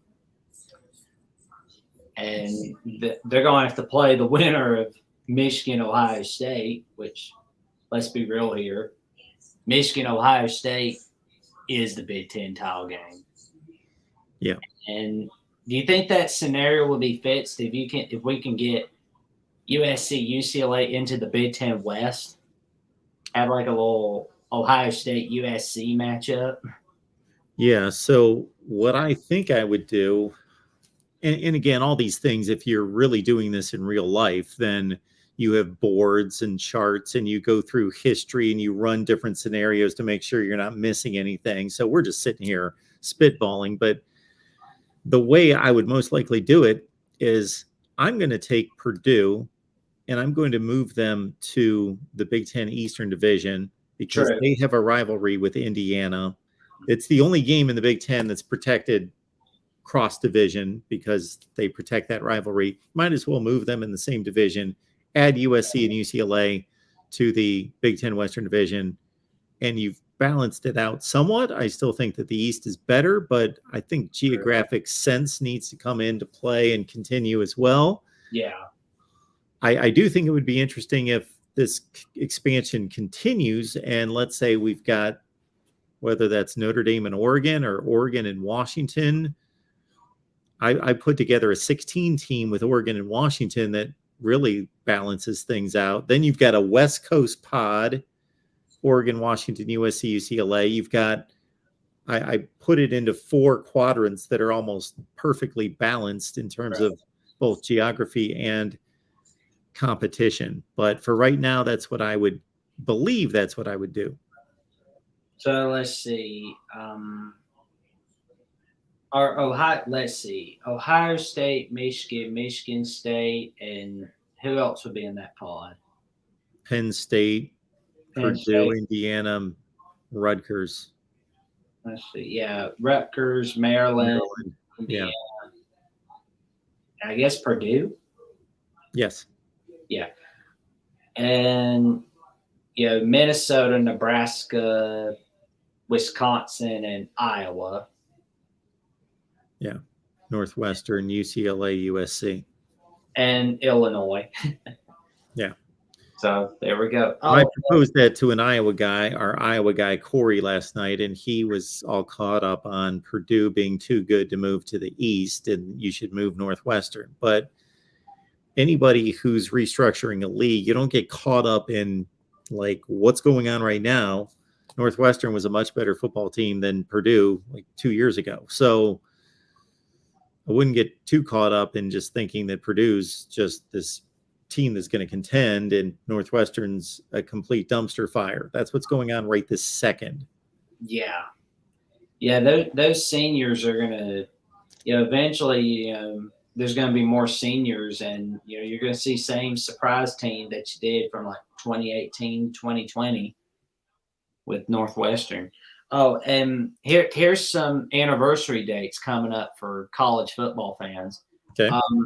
Friday will be the 55th anniversary of the game of the century between USC and UCLA. Okay. And Sunday will be the 40th anniversary of the play between Cal and Stanford. And ironically, USC, UCLA are going to play each other on Saturday, and Cal Stanford will play each other on Saturday Nice. at 4:30 on the Pac-12 network.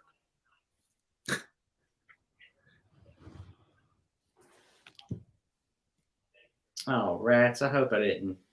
Oh, USC, UCLA will be on 7 p.m., and I believe it's going to be on Fox, the network that brings you The Simpsons and Family Guy.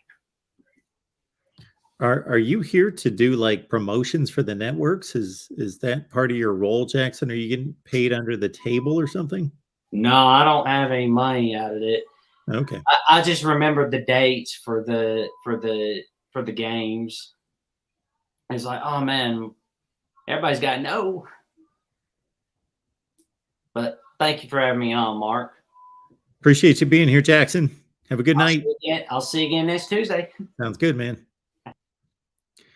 All right, let's keep it going. We've got Jeffrey coming up here. Jeffrey, what's going on?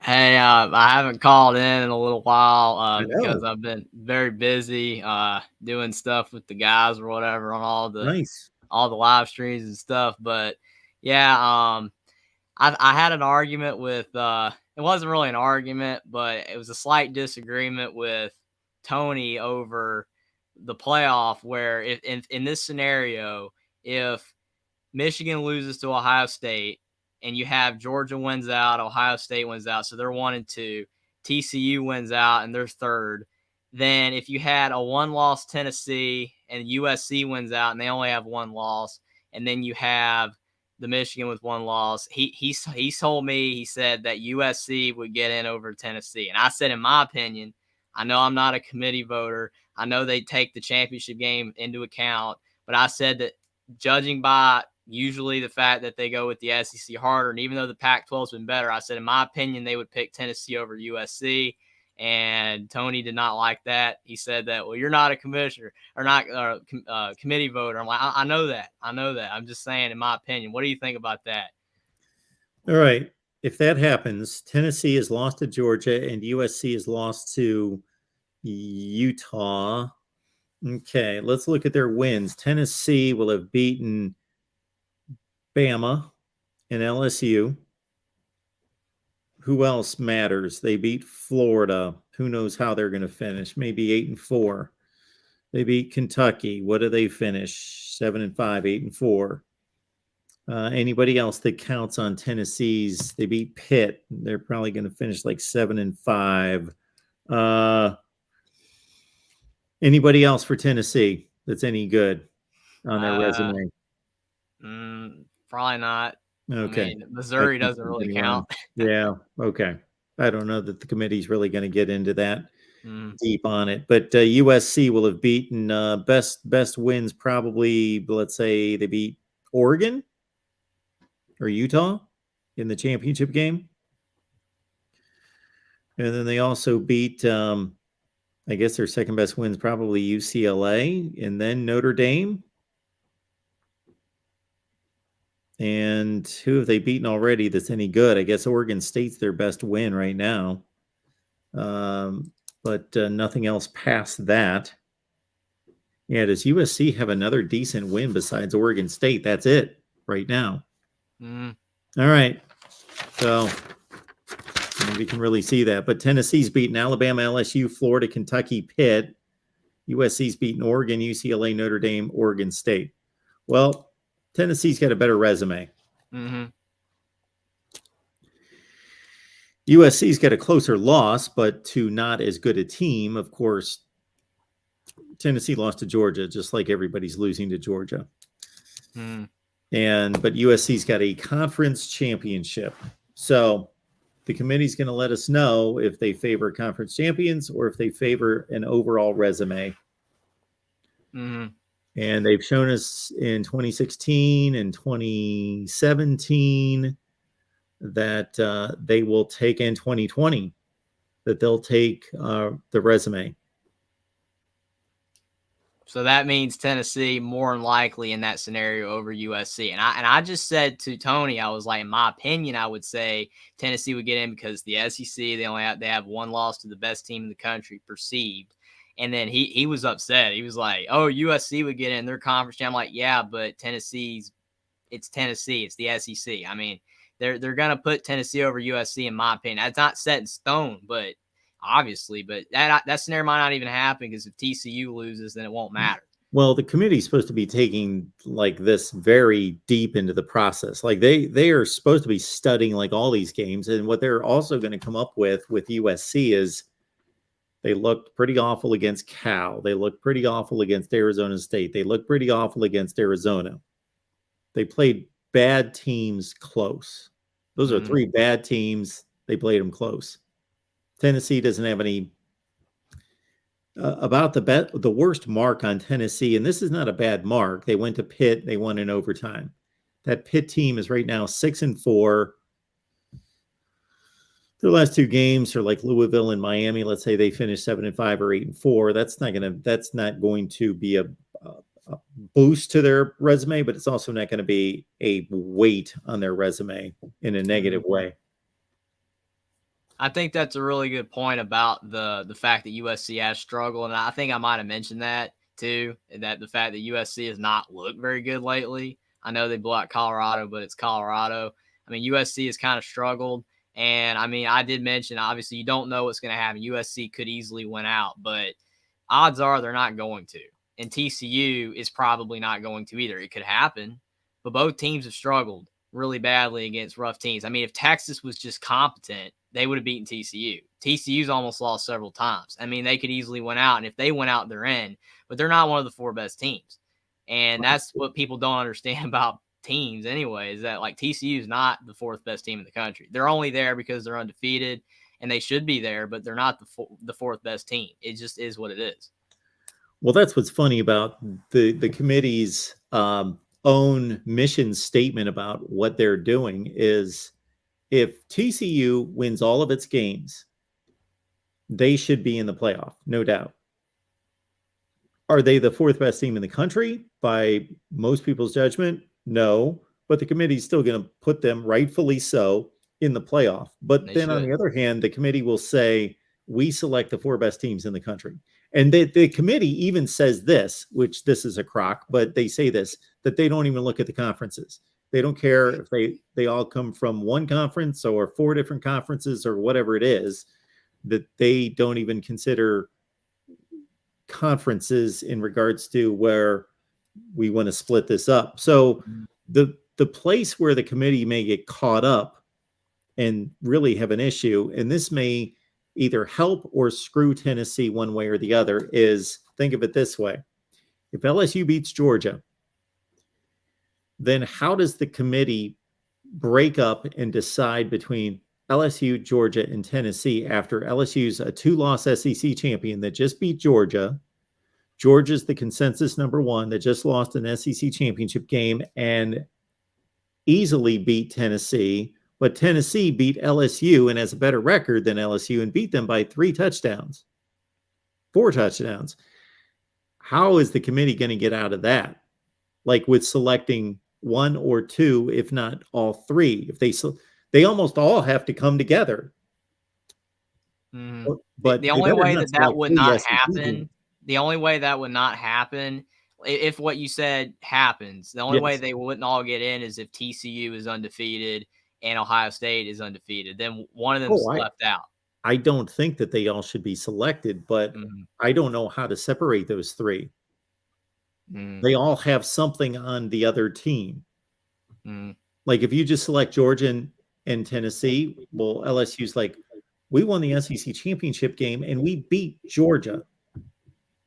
And if you don't select Georgia, they say we were the most dominant team in college football the entire season, and we've got the best resume still with 1 loss, and we just beat the team that you just took, Tennessee. We beat them by 2 touchdowns, and it really wasn't even that close. And then Tennessee, if you leave them out, they say we only lost 1 game, LSU lost 2, and we beat them by 4 touchdowns in Death Valley.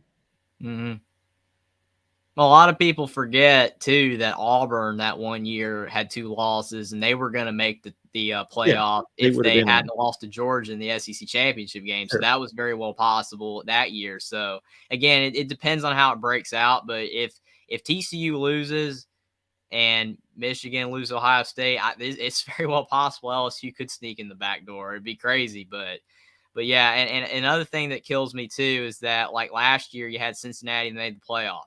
And a lot of people talk to me about, well, UCF, why didn't UCF make it? Well, that was different because UCF's resume was weaker. Cincinnati had the Notre Dame win. And if Oklahoma State had have beaten Baylor, Oklahoma State would have been in the playoff over Cincinnati with 1 loss. No doubt about it at #4. So, and Notre Dame had the loss to Cincinnati, which is why they didn't put them in. But a lot of people don't understand that the committee doesn't care about the smaller teams. They don't care. Like, again, TCU is going to make the playoff if they win out, but they have to win out. But if they don't, they're finished. And again, in my opinion, if it comes down to Tennessee and USC in that 4-spot scenario, I think they're going to pick Tennessee.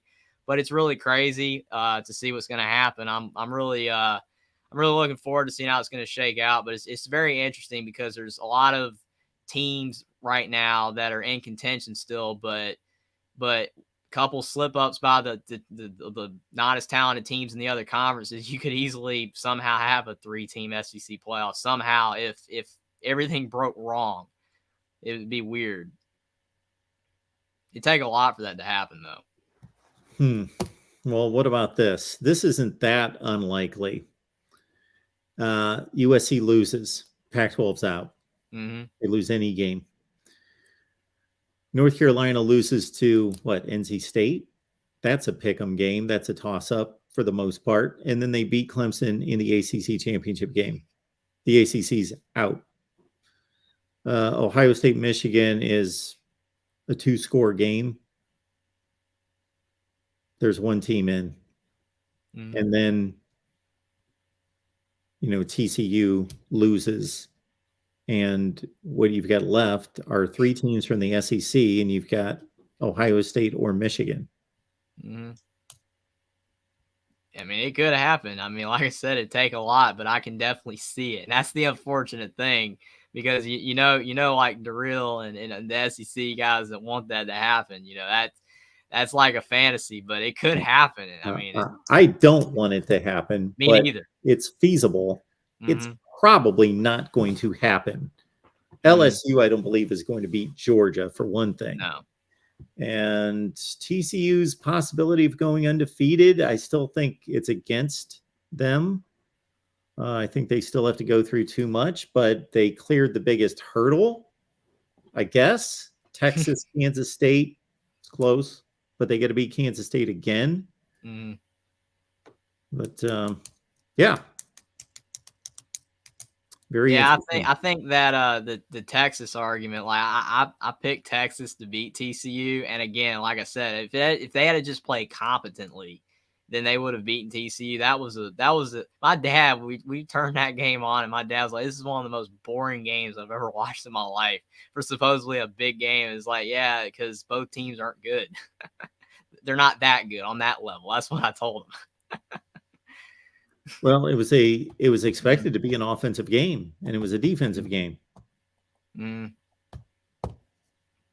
So yeah, my dad likes watching games that are like, high quality, like Alabama, Ole Miss. He likes, obviously he loves Alabama, but like watch that game. He's like, this is a good game right here. I'm like, well, Dad, it's the SEC. Alabama's going on the road. It's Lane Kiffin. He wants to be Alabama. That's why it's a good game. TCU, Texas. Texas is not back. They're struggling, and TCU is, a good team, but they're not forced. So this is what you get, Dad. It's like, So just to play devil's advocate, when TCU and Oklahoma State get together and they go to overtime, is that a good game because the conference is good versus when LSU and Tennessee play and it's a 4-score game and it's a lousy game, then the SEC is not a good conference? I can name a ton of SEC games this year that were lousy games. That's a good point. I mean, that's a good point. I just think kind of like he looks at it from the point of, like, oh, if the SEC is a close game, it's because both teams' defenses are really good. If it's the Big 12 and it's low scoring, it's just because the team sucks. Exactly. I don't know. Okay, so he puts his spin on it. Yeah. Because if your dad's just looking for good games, he should probably be watching more football on like Thursday and Friday night with like, the American Conference and if he wants to see a bunch of 42-38 games. Yeah, we did watch like the ECU Cincinnati. We watched some of the third. I like watching all those games. I'm trying to get my dad to watch more of them because he used to just be the guy that watched like the top games, but it's like now he's like, man, these smaller games are pretty good. It's like, I'm like, Dad, I mean, it's good football because a lot of these teams' defenses aren't that great, and the scores can get high and crazy stuff happens. And there's not a lot of stakes involved, so it's just, and it doesn't matter who wins really. It's just it's funny. There's no scenarios like we're watching LSU Arkansas. My dad's like, man, I want LSU to go down so Alabama can still have a chance to make the SEC championship game. It's like, Dad, I don't want to watch this game and there be stakes involved. ECU Cincinnati, it's like, who cares? It doesn't matter. Even though we're from North Carolina, it doesn't really matter. It's like we're just having fun watching it. So that's my thing. Are you saying that the American Conference Championship doesn't matter?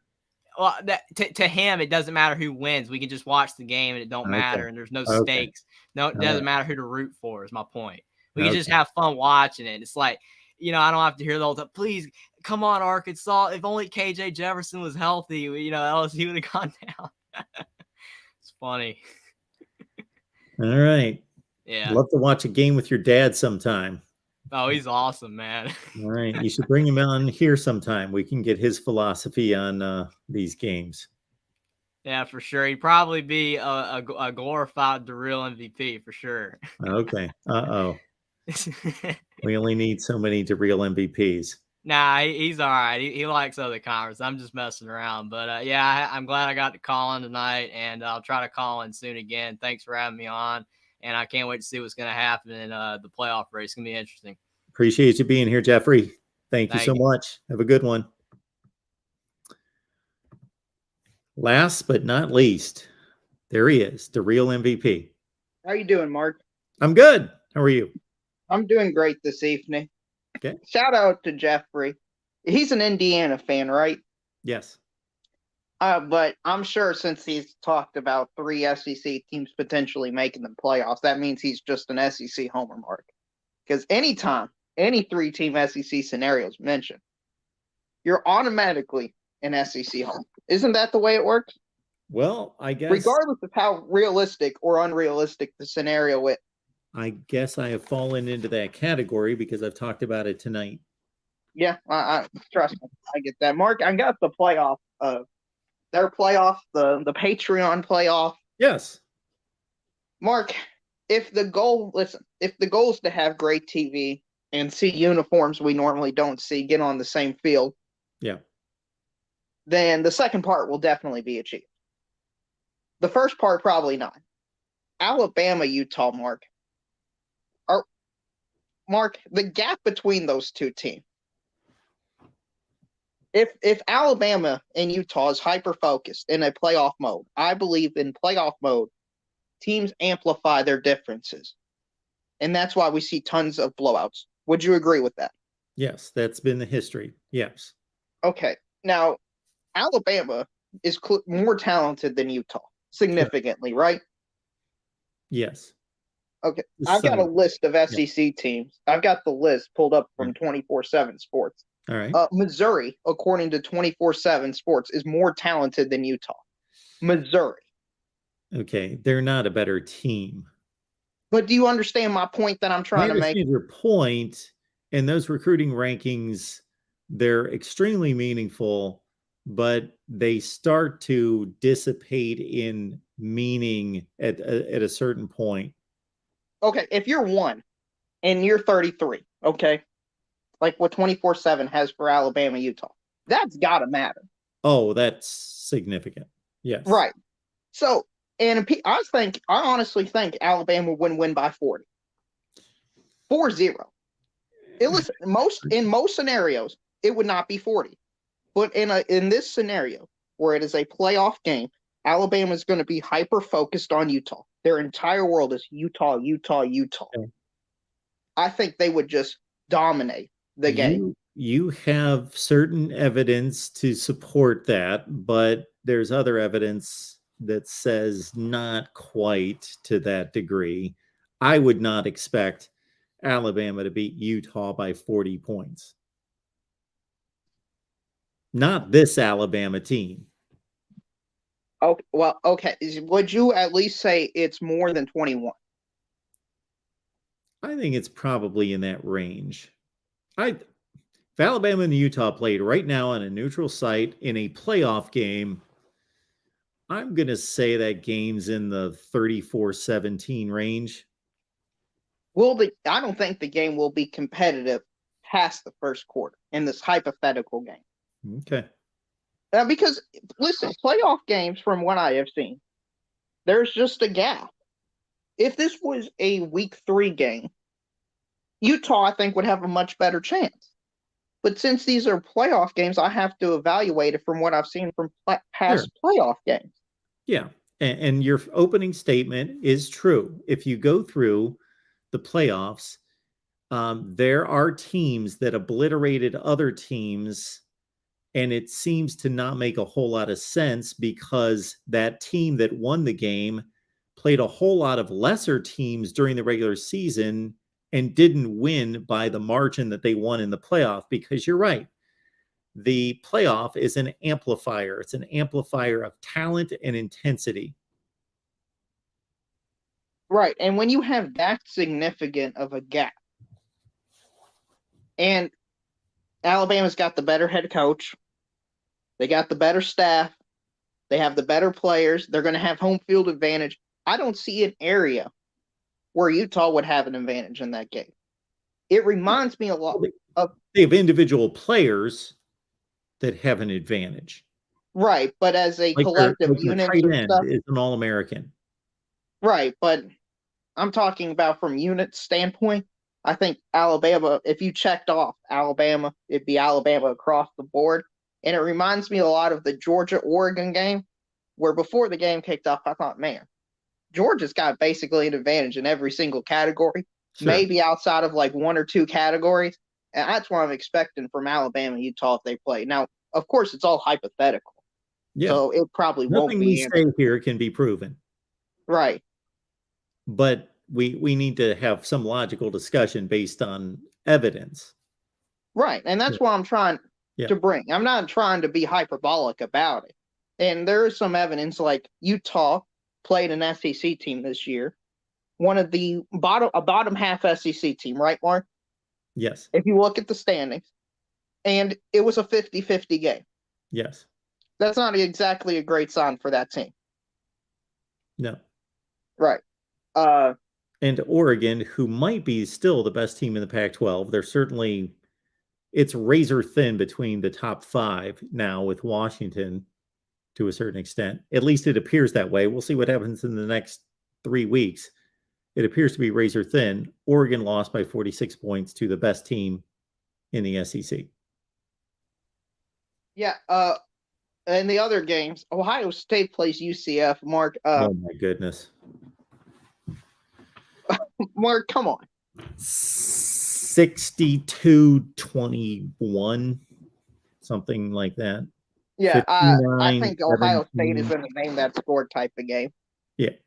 I mean, UCF being the best group of 5 team shows, in my opinion, shows why the group of 5 does not need a spot at all. USC or UCF got killed by somebody this year, somebody who's not even any good. I'm going to have to look that up. Yeah, UCF. Like Memphis or not Memphis, I forget. Somebody beat them that's not that good. Well, the group of 5 doesn't have a great team this year. They lost to East Carolina by 21 points. Yeah, that must be the game I'm thinking of. Yeah, their only other loss was to Louisville. So. Yeah, we're allowing teams in the playoffs that lost to Louisville. Like if any of us talked about Louisville being in the playoff, what would the response be? We would be laughing about it. But it's not only that, Mark. Might be better than UCF. It's not that. It's UCF I would argue, has a better chance currently to make the playoff in the 12-team scenario than an LSU or Alabama or Clemson. Like, it's crazy to me. That's just crazy. Well, I don't agree with that, but. Well, UCF, all they have to do is win the American Conference, and they're automatically in. Alabama's struggling. To it. But Clemson has North Carolina. But if we look at Clemson, you're talking about this specific season, but overall, Alabama would be making a 12-team playoff every year, and Clemson would be as well. No, not every. I'm talking about right now. Like right now. In this moment in time. I'm not talking all time or anything like that. But if LSU loses to Georgia, is a 3-loss SEC team making it in? Probably not. Clemson loses to North Carolina, 2-loss Clemson team that hasn't looked particularly good this year against the likes of Syracuse and Wake Forest. Are they making it in? Probably not. And Alabama, I mean, everybody tells me they could have 5 losses, so it's not feasible. They lose to an Auburn. So I don't think the statement's wildly out there. Then the other game, Mark, we got Tennessee, North Carolina. I know it's going to be a track meet. Drake might have 500, 600 yards in the game, but Tennessee might post 1,000 yards in that game. I mean, UNC's defense, has it improved throughout the entire season? It's hard to tell. I believe it has, but not enough for it to matter. Right. I mean, what's UNC's best wins? Duke? Wake Forest? It's either Duke or Wake Forest, whoever you consider to be better from those two. And we're talking about they're in the hypothetical 12-team playoffs. Yeah, they have beaten the 40th or 45th best team in the country. That's their best win. Yeah. What about Ole Miss, Mark? If you replaced Ole Miss for UNC, which team would you think? Ole Miss or Penn State? Because I want the best teams in, and I think those two teams are better than UNC. Oh, they are. Yes. But this isn't about. Ole Miss play Alabama Saturday, and it was a great game. Right. But this isn't about having the best teams. This is about representation for the first round. Because after the first round, it's most likely going to be the SEC and Big Ten dominating. We will all see it play out starting in what, 2020? Do we have to wait till 2026? Currently, that's what they're saying. I don't think it's moved to 2024. Yeah, it's too bad. What do you mean it's too bad? Oh my gosh. I don't want to see 40-point games. I know everybody wants to see. I want to see this now. You don't want to see Ohio State and USC play a second round playoff game? I don't. Or Michigan go to Alabama and play? That might be the only good game. Do we want to see a rematch of Georgia LSU? Or Georgia Clemson? Tennessee TCU? I don't want to see those games. I want to see good competitive football games. Tennessee TCU? Probably 17, 21-point game. That's got, I'm thinking that's like a 52-40. No, I mean, it would be high scoring, but I just don't see the competitiveness of these playoff games, as most people are saying. I think maybe it's just me that thinks the SEC is way out there compared to every other conference, but it's not like the SEC's won the most national championships this millennium. They have the best players. They've had the most NFL draft picks. They have the best coaches, the best facilities. Can't be any of that, Mark. It's got to be. I will say this, though. Let's say everything that you are stating is true. I do not believe that it is college football's mission or purpose or its role to try to figure out how to raise leagues and teams and programs to the level of the elite, to figure out how to balance this out. It is the responsibility of college football to present the best possible playoff format for representation for everyone and let the chips fall where they may. And if the SEC wins 8 consecutive years and its teams never lose any playoff games except for when they play each other, so be it. Yeah, I think my solution to that and your solution just happen to be different, though. Because I think expanding the playoffs will amplify it. Whereas I have a feeling you think it'll mitigate it. No, I don't think it'll mitigate it. My point is that if college football made me commissioner and I couldn't do anything to help certain conferences or institutions bolster their football programs, but I was simply in charge of scheduling and building a playoff system, my thought would not be, okay, how can I weight down the SEC to make it hard for them? And how can I prop up these other conferences? My thought process would be simply, what is the most fair and equitable playoff system that I can build?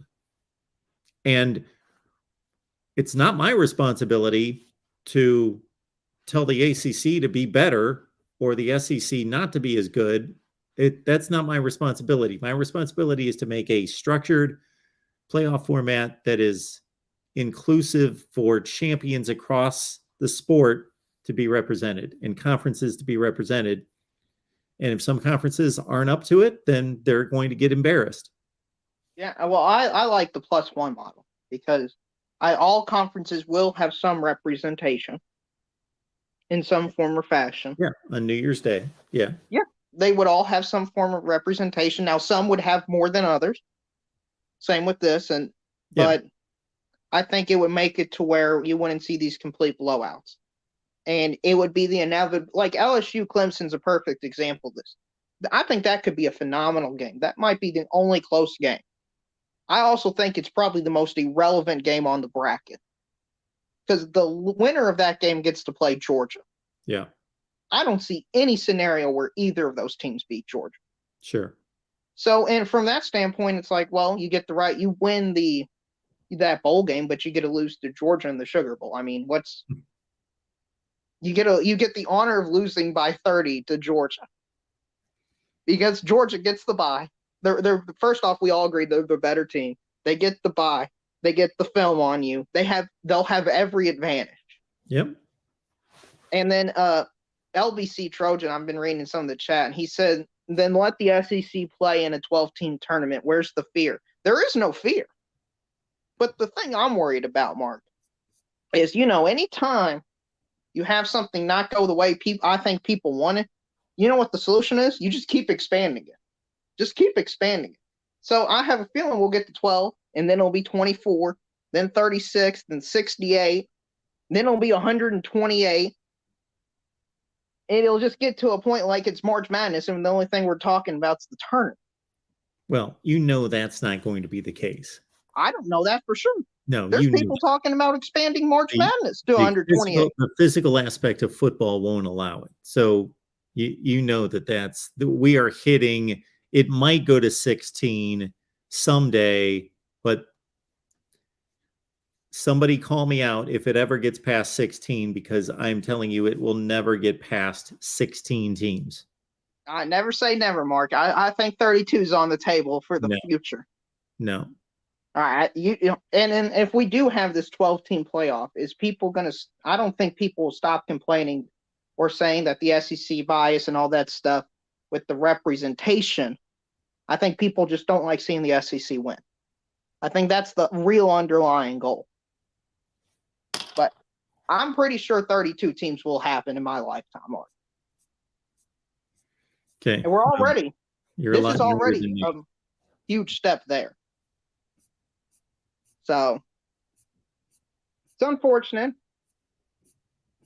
but it just is what it is. Mark, thank you for bringing up the 3-team SEC scenario.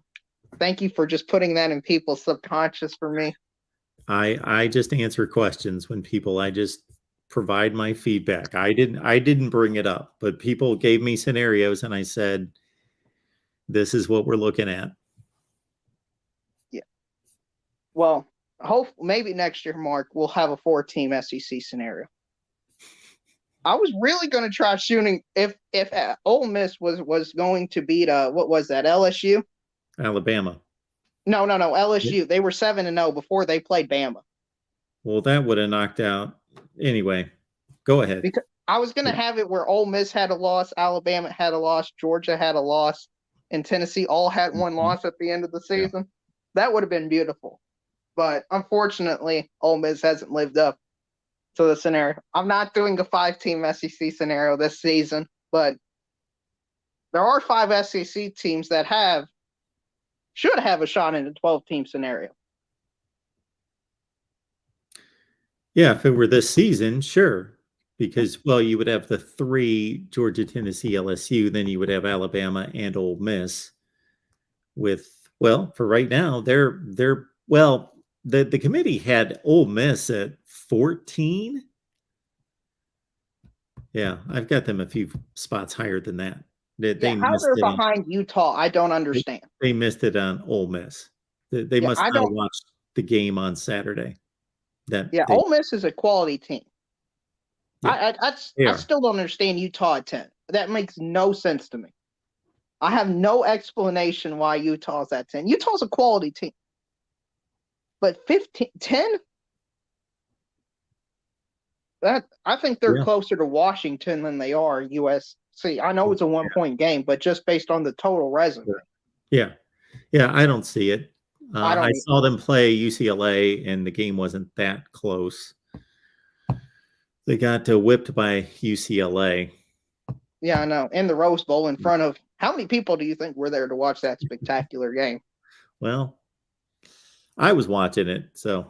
I was too. That's all that matters, Mark. Well, anyway, good luck to Ohio State this week. Good luck to everybody, Mark. I think there might be 2 undefeated teams playing next week, and that, from what I've heard, should be a pretty good game. So, yeah, we are all looking forward to it. All right, DeReal. Yeah, hit the like and subscribe button. Hopefully, Kentucky does something other than get dominated, Mark. But congrats to Georgia. You got a heck of a team. Please don't injure us. All right. The Real wraps it up for us tonight. Appreciate everybody being here at the Voice of College Football. We will be back a number of times on Wednesday, meaning at 11 a.m. Eastern Time with Ohio State Live. We've got Oklahoma Live at 12:30, Michigan, Florida State, and Miami at 5, 6, and 7 Eastern Time. I am going to look at a number of scenarios with the college football playoff and maybe come up with a video there. Big Ten Western Division scenarios and power rankings. We have knocked out the ACC and the Big Ten. Should I get to the rest of them? We shall see. It is lawfully late. But thank you, of course, Nick here, who says, thanks, Mark, for the Chris Gamble reference. His highlights were awesome. Also, shout out to Steve Bellisari for that beautiful left-handed flick of the wrist. Reminds me a bit of Michael Penix. Okay, Nick, you would need to see Steve Bellisari play even more football. He doesn't compare to Michael Penix. But, yeah, he could fling it downfield, but had no idea where it was going most of the time. All right. Appreciate everybody. Thank you so much for your support and for being here all the time. We'll be back all day on Wednesday right here at the Voice of College Football.